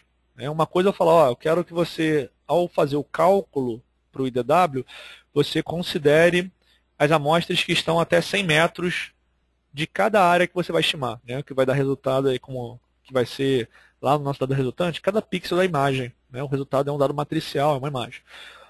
Ou eu posso estabelecer o seguinte, você que sabe qual vai ser o raio, eu falo assim para o software, você que sabe qual vai ser o raio, porém, eu quero que você pegue no mínimo 5 amostras para considerar no cálculo. Então, essas duas opções. Alguns SIGs vão nos dar as duas opções. Alguns vão estabelecer apenas pelo raio, outros vão estabelecer apenas pelo número de amostras. Tá? E como é que fica? Vamos supor que para simplificar minha explicação, eu não vou considerar todas essas amostras não. Vamos supor que eu peguei a amostra 1 e a amostra 2, ali, o XY1 e XY2. Tá? Como é que eu calcularia, então, o valor dessa amostra com base no comportamento dessas duas outras amostras? Não, perdão, ficou ruim a minha frase, vou reformular. Como é que eu analisaria, como é que eu estimaria o valor dessa variável, desse objeto, nesse lugar onde eu quero estimar, que eu não conheço ainda, com base nessas duas amostras. Agora sim. A fórmula consiste no seguinte, o valor que ela vai receber é igual ao somatório, tá, do peso da distância em relação à amostra 1 vezes o valor que a amostra 1 tem. Vamos supor que fosse temperatura. Qual é o valor de temperatura daquela amostra? Tá? Sei lá, 30. Então, seria o peso da distância vezes 30. Para a amostra 1. E aí eu vou somar com o da amostra 2, já com somatório, mesma coisa. O peso da distância da amostra 2 vezes o valor da amostra 2. E vou dividir tudo isso pelo somatório do peso das distâncias. Essa é a ideia da fórmula. Então, se eu tivesse 70 amostras dentro do meu raio de busca, para poder estimar o valor das áreas que eu não conheço, eu teria o somatório da multiplicação entre o peso da distância dessas amostras com o valor da amostra, para cada uma das 70. E dividiria pelo somatório do peso da distância de todas as 70 também. Tá? Mas aí entra a pergunta, o que é esse peso da distância? Como a distância entra aí como inverso, o que eu quero dizer com isso? Conforme eu aumento a distância, eu diminuo a influência que um valor de amostra vai ter sobre a estimativa de uma outra área, né? O peso da distância se dá pela expressão 1 sobre a distância entre os pontos, né, entre o ponto que eu quero estimar e o ponto que eu tenho a amostra, elevado a P. A gente botou a variável com a letra P, poderia ser K, poderia ser L, mas enfim, é uma variável. Mas essa variável é a gente que informa. É aqui que entra a ponderação. Ele é o inverso da distância ponderada. Aqui é que entra a nossa ponderação. É a gente que dá o peso da distância. Como a distância vai influenciar? Se eu botar um peso alto, significa que uma pequena variação de distância já causa uma grande variação no valor. Se eu boto um peso baixo, eu posso chegar a longas distâncias e ainda continuar tendo a influência. Tá? Então, a ideia é como se a distância tivesse um peso na mudança. Como não? Ela tem de fato um peso na mudança do valor. A questão é, esse peso é alto, ou seja, a distância influencia muito na variação do valor, ou ele é pequeno. Tá? E é isso que a gente pondera. Em geral, a gente recomenda que as pessoas comecem, se for necessário uma análise exploratória, com valor 2, porque diversos fenômenos se comportam com peso entre 2, 1,5 e 2,5, 2,5. Tá? A temperatura, por exemplo, a gente recomenda o começo das análises exploratórias com 2. Tá? Não estou falando que vai ser sempre 2, depende também de outros fatores. Mas geralmente o 2 é o considerado peso médio. Tá? Lembrando que é a distância elevada a esse peso. Então, se você bota peso 4, você não está multiplicando por 4, você está multiplicando a distância 4 vezes por ela mesma. Né? Então, cuidado com esses. Quem for usar o IDW algum dia, cuidado com o peso.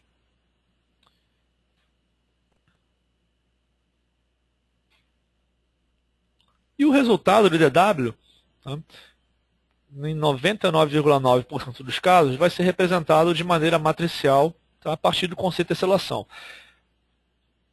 Por que eu disse 99,9%? Porque também é possível representar pelo conceito de isolinhas, tá? Fazer uma representação por linhas com base no conceito de isolinhas. Mas, como ele vai estimar para cada pequena área, o que são essas pequenas áreas? São os pixels da imagem. Tá? Então, o resultado de saída quase que sempre vai ser uma imagem, e aí, a partir dessa imagem, você pode, se você quiser, gerar isolinhos.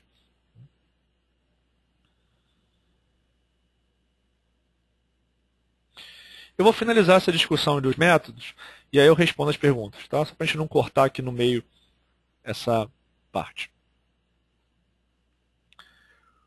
Outro tipo de análise também bastante utilizado são os estimadores de densidade. A gente falou de um método mais simples de fazer uma estimativa de densidade, mas há ferramentas especializadas para isso. Tá? A ideia é estimar a variação da quantidade de ocorrências de um objeto fenômeno ao longo de uma superfície. Tá? Então não é, né, dentro necessariamente de recortes grandes, tá? É ao longo de uma superfície. De maneira geral, a gente estabelece um raio de busca. Observe essa figura que está no canto esquerdo da tela, que é uma grade, né? Mas essa grade aí, agora, ela está representando os pixels de uma imagem. Tá? E os pontinhos vermelhos são realmente as amostras. Tá? A ideia não é estabelecer quantos pontos eu tenho dentro de cada célula, tá? Que seria, no caso, uma densidade simples que a gente viu lá frente. A ideia é, a partir dessa célula, eu vou estabelecer um raio e eu vou contar quantos pontos tem nesse raio. E aí, como eu estabeleci um raio, o software consegue calcular a área que ele varreu, né? Ele calcula a área desse círculo, e ele estabelece a relação entre o número de pontos dentro desse círculo e a área do círculo. E essa relação ele coloca como valor para esse pixel. Tá? Não interpretem essa grade como sendo uma grade vetorial, ela não é. Tá? Eu estou representando aqui uma grade matricial, ou seja, os pixels de uma imagem. E aí cada pixel vai ter o valor de densidade estimado dentro desse raio. Tá? Ou seja, o que ele faz? Vai pegar lá o primeiro pixel na parte superior esquerda da janela. Tá? Da nossa grade aí. Vai fazer o raio para ele, vai contabilizar quantos pontos estão dentro desse raio e vai dividir o número de ocorrências, se for de maneira direta, né, dividir o número de ocorrências pela área do círculo. O resultado numérico ele estabelece como valor daquele pixel. Aí ele passa para o pixel do lado. Estabelece o raio de novo, faz a contabilidade, divide pelo valor da área do círculo e bota como valor para aquele outro pixel, passa para o pixel seguinte, assim vai. No final, ele tem uma imagem na qual o valor dos pixels é a estimativa de densidade considerando o raio que nós colocamos. O raio somos nós que estabelecemos. Okay? É diferente de você fazer uma simples contagem de pontos dentro de cada polígono. O resultado geralmente é representado de maneira matricial, tá? Com base no conceito de tesselação, que é o exemplo da figura da esquerda aí. Porém, também pode ser representado de maneira vetorial com base no conceito de isolinhas, né? Você estabelece o valor de cada linha como sendo o nível de concentração, de densidade daquele fenômeno. Com relação aos estimadores de densidade, ainda cabe mais algumas observações, duas na verdade.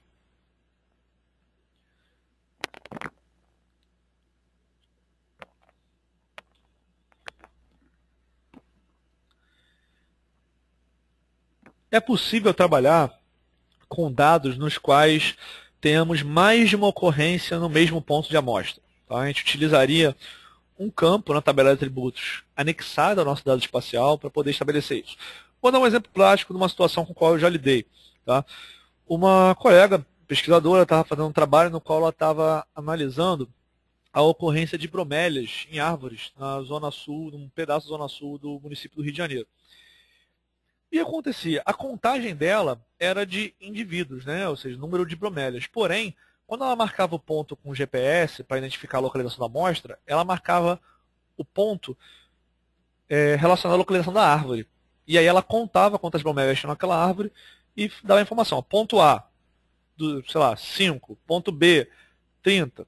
Então, na verdade, para cada ponto dela, eu não tinha uma ocorrência. Eu tinha 5, 10, 15 ocorrências para cada ponto. Tá? Então, como feição, eu tinha apenas uma. Mas dentro daquela feição eu tinha um campo, né, uma coluna na minha tabela que representava a população de bromélias. Então, é possível considerar isso na hora de utilizar um estimador de densidade. Tá? Então, na casa, se ele tivesse um ponto que o valor fosse 10, ele consideraria como se tivesse, na verdade, 10 pontos naquele lugar, e não apenas um. Isso é possível ser feito no ambiente computacional. Outra consideração de outro parâmetro que é possível a gente ajustar para esse estimador de densidade é a questão do agrupamento das amostras. Reparem no desenho que eu fiz aí embaixo, é bem simplório o desenho. É o seguinte, nós temos dois locais que eu estou utilizando para estimar a densidade. Tá? Reparem que o R, né, que é a linha horizontal, que é o raio, está idêntico para os dois, mas o valor de K está diferente. Tá? O valor de K está diferente porque na amostra mais da parte de baixo da imagem, os nossos pontos estão mais dispersos dentro do círculo que foi formado pelo raio de busca. No caso do segundo, ou seja, mais acima, tá, na imagem, o K ficou maior porque os pontos estão mais agrupados. Isso é possível de ser considerado. Tá? E, inclusive, o método que utiliza isso é chamado de densidade de kernel. Tá? Ou seja, nem de analisar o número de ocorrências dentro do raio de busca e também o valor, né, de população, se houver, ele considera também o quanto essas amostras estão agrupadas. Tá? É possível dizer que é um estimador de densidade mais elaborado. Né? Ele considera um parâmetro adicional do que uma estimativa intermediária ou básica de densidade. Tá? Isso é ajustável, né? A maioria dos softwares permite alguns ajustes mais finos, outros dão as formas mais diretas. O kernel, na verdade, é um método estatístico de estimação, né, de estimativa.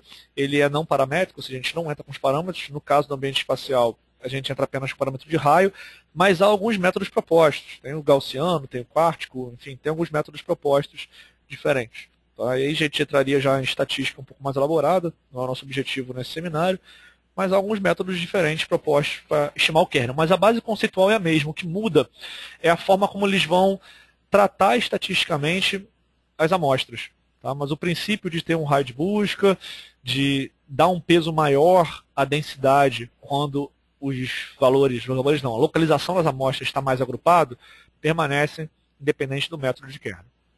depende de qual método de kernel você for utilizar.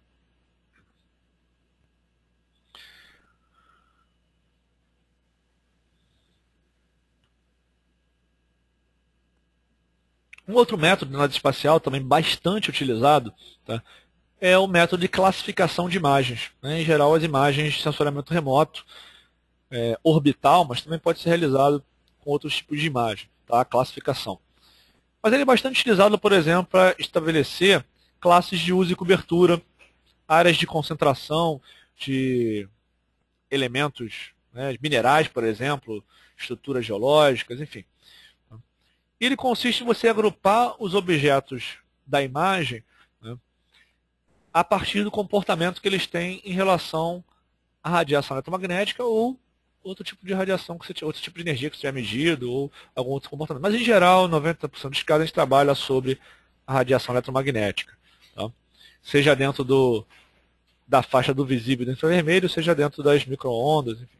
Tá? O que a gente faz é utilizar métodos matemáticos, destaque aí, a gente destaca sempre os métodos estatísticos, enfim, e computacionais, para a gente poder identificar padrões ou características que permitam separar os alvos daqueles que eles são muito diferentes e agrupá-los junto àqueles que eles têm maior semelhança.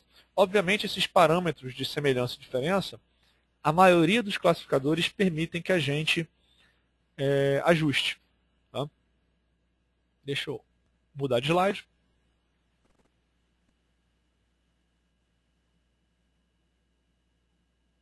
Esse gráficozinho que a gente está mostrando aí, ele é um gráfico, é um esboço, tá? Da assinatura espectral de alguns alvos. O que é a assinatura espectral? É a forma como os objetos se comportam diante de diferentes faixas de frequência da radiação eletromagnética. Frequência ou comprimento, né? São as duas formas de medir a radiação eletromagnética. Tá? Por exemplo, se eu quisesse diferenciar os objetos, deixa eu ver aqui, asfalto e grama. Né? O asfalto está representado por essa linha pontilhada rosa e a grama, a linha contínua vermelha. Aquela faixa de frequência representada pela banda A não seria a mais indicada, porque no início dela elas ficam meio próximas. A banda B, né, que é a banda da direita, essa faixa aí que vai mais ou menos de 0,65 até 0,83, talvez, dentro dessa faixa de frequência, eles têm uma resposta muito mais diferenciada, ou seja, essa banda seria melhor. É o caso, por exemplo, do solo arenoso com asfalto. Na banda A, eles estão tão próximos que o comportamento deles ficaria confuso, eu não conseguiria diferenciar bem. Já na banda B, eles estão bem diferentes, ou seja, na banda B, se eu fosse agrupá-los, enfim, eu conseguiria separar bem um grupo de comportamento próximo ao solo arenoso e um outro grupo próximo ao asfalto. Na banda A, eles ficariam misturados, eu não conseguiria separar bem os dois grupos. Tá? Bem, nossa noção básico do básico do básico da classificação. Né? Nossa ideia aqui é discutir alguns parâmetros. Os métodos de classificação são divididos segundo duas características principais: serem supervisionados ou não serem supervisionados, e se eles se dão por pixel ou região.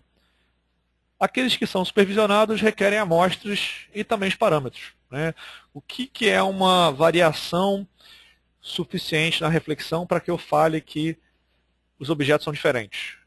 Qual é o nível de tolerância aceito, de semelhança, né, para eu poder considerar que eles são semelhantes e ficar no mesmo grupo? Por exemplo, se eu estou querendo separar, através de uma imagem de satélite, tipos diferentes de vegetação. Né? Toda vez que a gente trabalha com a banda, a gente está vendo o nível, a intensidade da reflexão dentro de uma faixa de frequência. Qual tem que ser a variação dessa reflexão nessa faixa de frequência para eu considerar que eles são diferentes? Que são um tipo de vegetação diferente. Tá? Só um exemplo de parâmetros. O supervisionado, além disso, precisa de amostras, ou seja, eu tenho que indicar para eles alguns conjuntos de pixels da minha imagem que eu sei que são de um grupo. Ou seja, eu vou lá, desenho um polígonozinho pegando uma área que eu sei que é floresta, por exemplo, uma outra pegando uma área que eu sei que é água, uma outra pegando uma área que eu sei que é área urbana, por exemplo. E aí, depois, o software vai varrer todo o restante da imagem tentando agrupar o comportamento dos outros pixels de maneira semelhante às amostras que eu estabeleci. Então, se eles não forem supervisionados, se o classificador não for supervisionado, a gente apenas define os parâmetros de semelhança, não definimos as amostras, a gente não estabelece amostras. Tá? Quando a gente tem o classificador por pixel, ele vai analisar cada pixel de maneira isolada, né? Vai ver o valor de cada pixel, vai ver se ele está próximo ou não de outro pixel. Quando a gente tem por região, a gente analisa o comportamento dos pixels em relação aos seus vizinhos e também a gente pode pré-estabelecer algumas regiões que a gente já vai dar um agrupamento homogêneo para aquela região e esse pré-agrupamento já serve de referência para o classificador. Tá?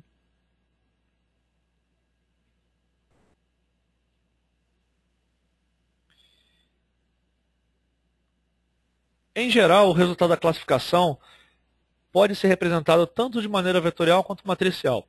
Tá? Contudo, em ambos os casos, a gente está se baseando no conceito de polígonos adjacentes. Tá? Você vai dividir em classes e vai ter para cada classe um polígono. No caso, se for na matricial, como é que o software compreende que são polígonos adjacentes? Né? Todos os pixels que corresponderiam ao mesmo polígono terão o mesmo valor. Né? Então, sei lá, ele pega todos os pixels que seriam vegetação e dá lá todo mundo valor 1. Ou seja, a gente vai ter uma grande massa de polígonos ali de pixels com valor 1. E a gente pode pedir para ele exibir todos os pixels que têm valor 1 com a cor verde, por exemplo. Tá? Todos os pixels que têm um comportamento encaixado na área urbana, ele vai dar, sei lá, valor 3. E a gente pede para exibir todos os pixels de valor 3 com uma outra cor, cinza.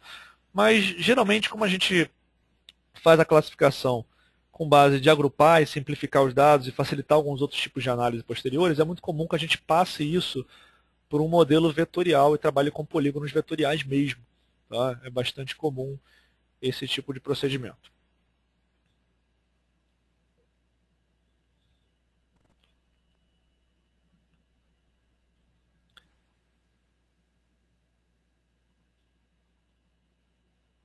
Bem, tem alguns outros tipos de análise que a gente poderia citar, né, que são análises complementares ou direcionadas a áreas e objetos que são afetados pelo impacto ou afetados pela análises principais, enfim, tá?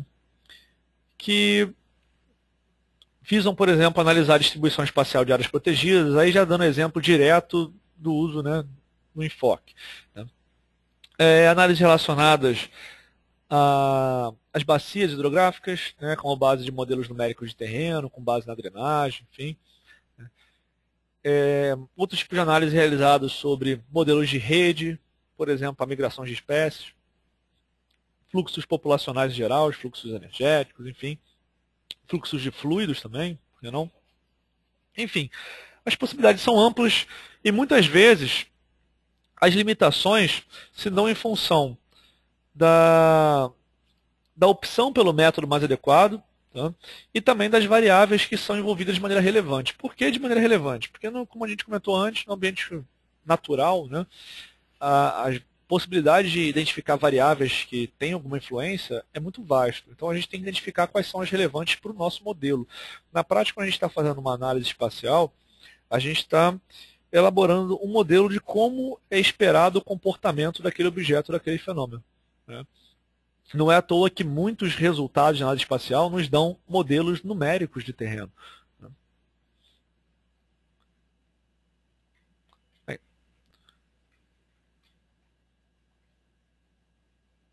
Um caso que eu destaquei de análise sobre um objeto, não especificamente de métodos de análise, mas de um objeto que é bastante um alvo bastante relevante de análise de impactos ou de análise ambientais em geral, é a bacia hidrográfica. Né? Ela tem uma pertinência à parte devido ao uso da mesma como um recorte espacial para diversas análises ambientais, inclusive para o cálculo de compensação ambiental, por exemplo. Né? Você utiliza as subbacias como um dos recortes territoriais para estabelecer a influência de impactos para o cálculo de compensação ambiental. Entre outros, né, outros tipos de análises. A bacia hidrográfica, ela é, em geral, um recorte territorial muito utilizado na gestão ambiental. Bem, para início de conversa, porque ela trata de um recurso indispensável para a vida e para a nossa produção, né, tanto biologicamente como economicamente, que é a água. Mas uma série de dinâmicas naturais que a gente tem no nosso ambiente está relacionado aos regimes hídricos. Né? E a interação desse regime hídrico com a vegetação e com o relevo. Né? Então, há uma grande relevância no estudo das bacias hidrográficas e na utilização dela como recorte territorial para análise de impactos. Tá?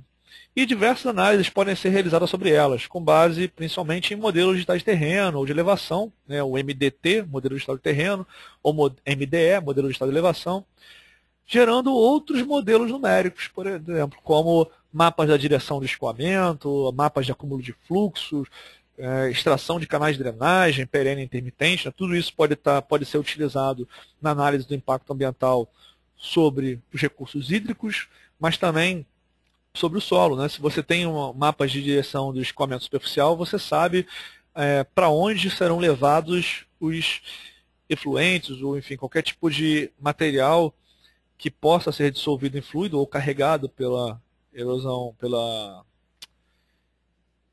pelos fluxos superficiais, enfim, de maneira geral, tá? Para onde eles vão ser levados. Né? Então, quais serão as áreas que já receberam maior intensidade de impacto? Aquelas onde a gente tem um acúmulo de fluxo. Aí liga com com o nosso segundo análise, né? Com o segundo modelo que a gente pode gerar. E a gente pode, obviamente, extrair canais de drenagem, permitente, extração de áreas de APP na margem de corpos d'água, né? Um dos principais recortes de proteção permanente são as áreas de APP à margem de corpos hídricos. Né? Obviamente, há todo um conjunto de estudos e um campo de estudo tratando do impacto ambiental sobre essas áreas de proteção. Né? Inclusive, é uma outra variável pertinente para o cálculo de compensação ambiental e para o estudo de impactos ambientais de empreendimentos. Né?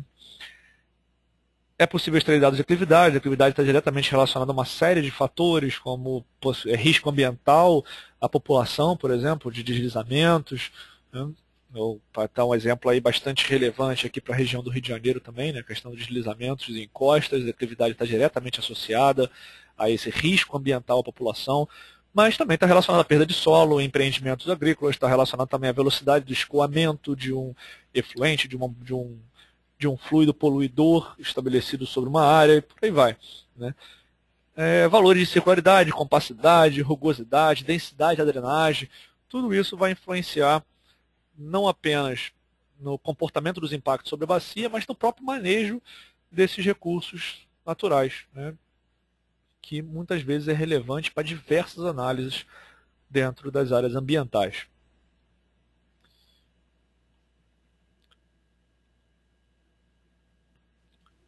Por último, antes de eu responder algumas das perguntas aí que surgiram, vou fazer algumas observações, são 3 na verdade. Tá? Algumas eu posso até ter comentado já ao longo, mas cabe frisar. Tá?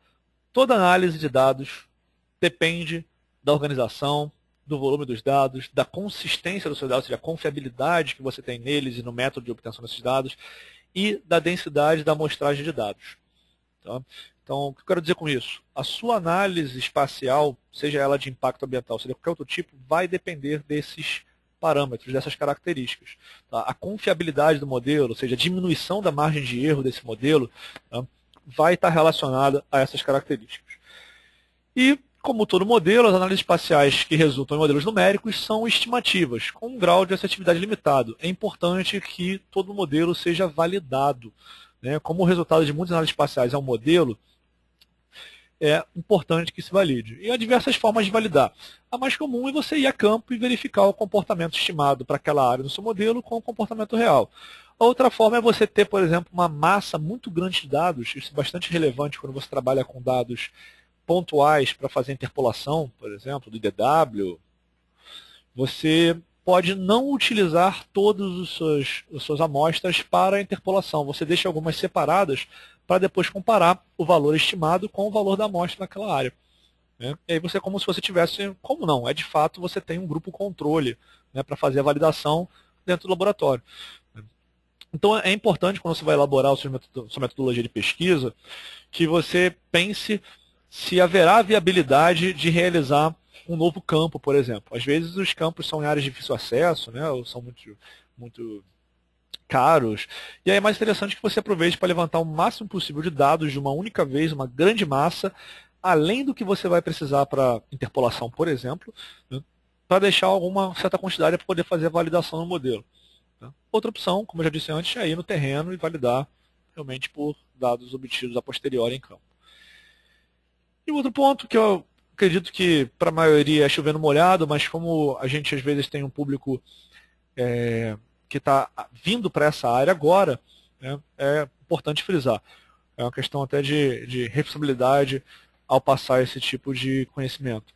O ambiente de SIG é uma ferramenta poderosa, ela é capaz de agilizar o processamento e análise de dados, porém é necessário que toda equipe esteja qualificada para suas funções, que compreenda também os conceitos e possua conhecimento teórico acerca do fenômeno que vai ser analisado. É importante que toda equipe tenha alguém, ou de preferência a equipe inteira, ou a maioria, que vai lidar com o planejamento desses procedimentos de análise, né? Quem vai planejar a análise, quem vai acompanhar a qualidade da análise, quem vai estar organizando, ela tem que ter um conhecimento teórico, conceitual, acerca do fenômeno de ser analisado. Senão você não vai ter como gerar um modelo que esteja, de fato, minimizando a margem de erro. Okay? Bem, com isso a gente encerra a apresentação, eu vou responder algumas perguntas. Tá? Teve algumas pessoas que entraram, eu percebi aqui pela lista de participantes, teve um bom número de pessoas que foi entrando depois de ter iniciado e talvez tenha perdido alguns avisos que eu dei de início, então eu vou repetir rapidamente alguns. Tá? O certificado vai ser emitido pelo LabGIS, tá? De maneira online, por e-mail, acredito que vai ser mandado para vocês por e-mail. O vídeo com a gravação do áudio junto com os slides vai ser disponibilizado num link para vocês por e-mail também, para que vocês possam ter acesso depois. Tá? Essa sessão de hoje, ela foi divulgada apenas para o pessoal que tinha se cadastrado na sessão anterior e não conseguiu acessar, né? Então não foi aberto para o público em geral, mas a gente está pretendendo, não é promessa, está em pauta, embora eu esteja bastante tendencioso a realizar, uma nova apresentação, tá? E aí a gente vai avaliar se a gente vai manter essa próxima apresentação fechada do pessoal que não conseguiu passar da primeira ou se vai abrir, né? Porque a gente teve na primeira versão do seminário, primeira versão não, que a versão foi a mesma, a apresentação foi idêntica, né? Mas na primeira ocorrência, que foi na quinta-feira passada, a gente teve 795 inscrições e a gente só tem 100 vagas, né? Então bastante gente ficou de fora. E aí eu vi uma série de pessoas pedindo para a gente repetir, enfim, e a gente está repetindo hoje apenas para o pessoal que não pôde acessar, já estava inscrito, né? E a gente chegamos a ter um pico de 75 pessoas assistindo, não chegou ao 100, mas 75 já foi bastante significativo.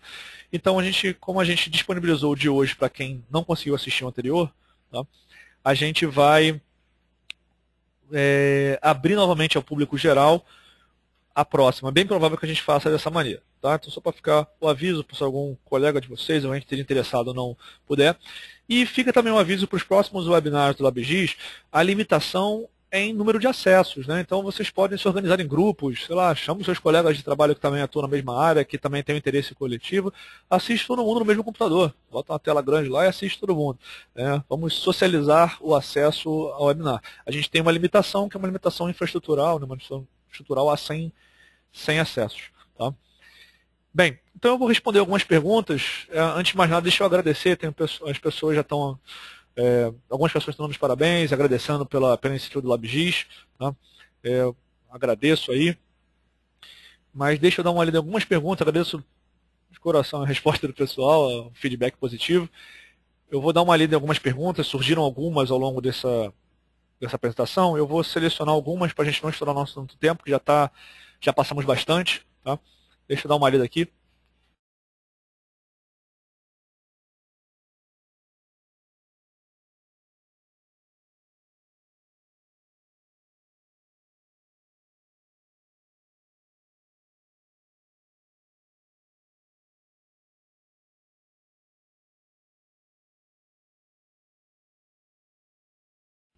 Acerca do gráfico da assinatura espectral, me perdi aqui agora nas perguntas. O Thiago perguntou onde é que são gerados aqueles gráficos, se é por algum software específico.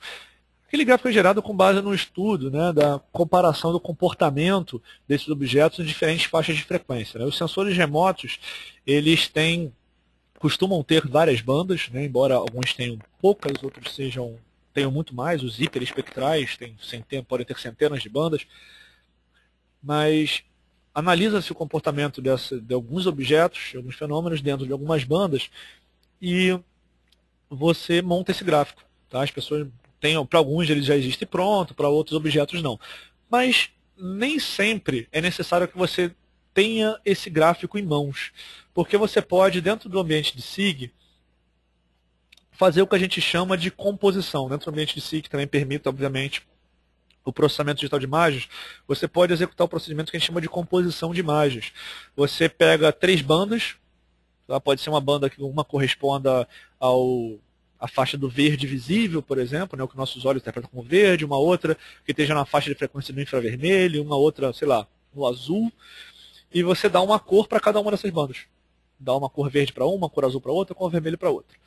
E aí você pode ficar optando. Se o teu sensor tem, sei lá, 20 bandas, você pode ir combinando elas 3 a 3 até você ver que combinação de bandas oferece a melhor diferenciação do seu objeto. Aí quando você for rodar a classificação da imagem, você utiliza essas bandas.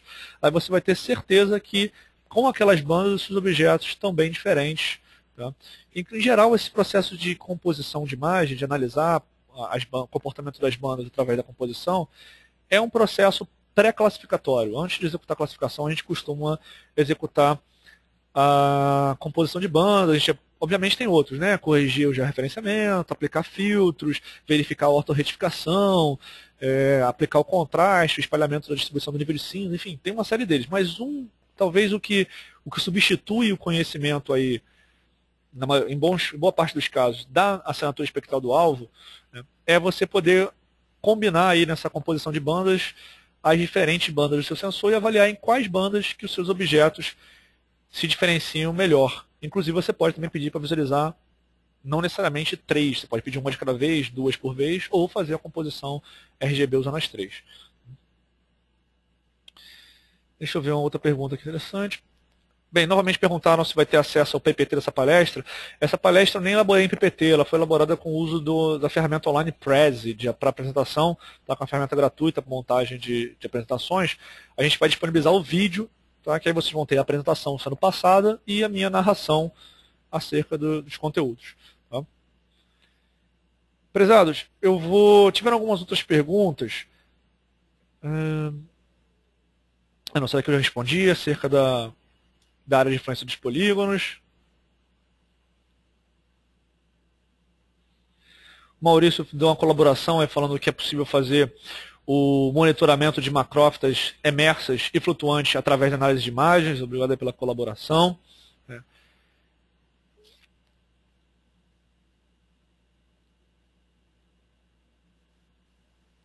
O Fernando comentou que, bem, agradeceu aí pela palestra, né, dos parabéns, e comentou que abriu a mente para análise de bacias hidrográficas. Tá? Então, o que a gente poderia fazer um webinar específico sobre isso. Bem, Fernando, a gente até pode dar essa possibilidade, mas o LabGIS ele disponibiliza um curso de extensão de 24 horas específico de análise espacial de bacias hidrográficas. Tá? Nesse slide final aí, além do meu e-mail de contato, para quem tiver interesse em fazer alguma outra pergunta ou contactar para ter mais informações acerca do próprio LabGIS, do sistema, tá? Fique à vontade. E tem também o link. Esse link aí, /extensão, é especificamente dos cursos de extensão. O LabGIS conta atualmente com 18 cursos de extensão.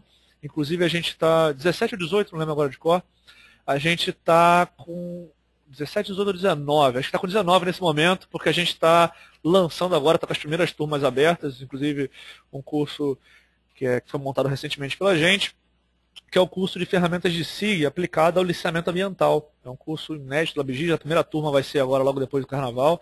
Tá? Mas a gente tem alguns outros cursos que lidam com a área ambiental, além desse, né, que é bastante específico da área ambiental, mas tem análise de espaço hidrográfica, sensoramento remoto e processamento digital de imagens. O curso de análise 2D e 3D também envolve algumas variáveis ambientais, o curso de geoestatística também envolve algumas variáveis ambientais. Tá? São todos cursos voltados à análise espacial e com temáticas ambientais, mas tem outros também de outras temáticas, né? Análise espaciais de outras áreas, como geomarket, enfim. E a gente trabalha também com uma gama bastante variável de software. Né? A gente trabalha com softwares livres, como o QuantumGIS, o TerraView, o Spring, e também com softwares pagos, como o Global Mapper e o ArcGIS, né? Que é talvez uma das grandes referências no ambiente de SIG. Mas, enfim, Eu não posso me estender muito na resposta das perguntas, tiveram algumas perguntas que eu não pude responder, tá? Mas a gente já estourou bastante o nosso horário. Eu não posso passar muito, que a gente tem agora a atuar como tutor numa turma de ensino à distância. Tá? Então eu gostaria de agradecer a todos a presença, a participação. Surgiram algumas perguntas bastante interessantes. É sempre bom quando a gente tem boas perguntas para ajudar na discussão do tema. Tá? Se alguém tiver...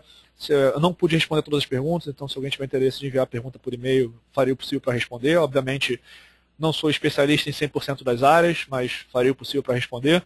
Tá? Então, em nome do Sistema LabGIS, agradeço a presença de vocês. Teremos outros webinars a serem realizados futuramente. Tá? Acesse a nossa página, conheça os nossos cursos, outras propostas. Tá? E espero revê-los nos nossos cursos ou em outros webinars que a gente venha a oferecer em breve. Okay? Uma boa noite a todos, um bom carnaval a todos. Né? E ficamos por aqui. O e-mail fica aí como contato no caso de alguma pergunta adicional. Uma boa noite, foi um prazer tê-los conosco nesse webinar.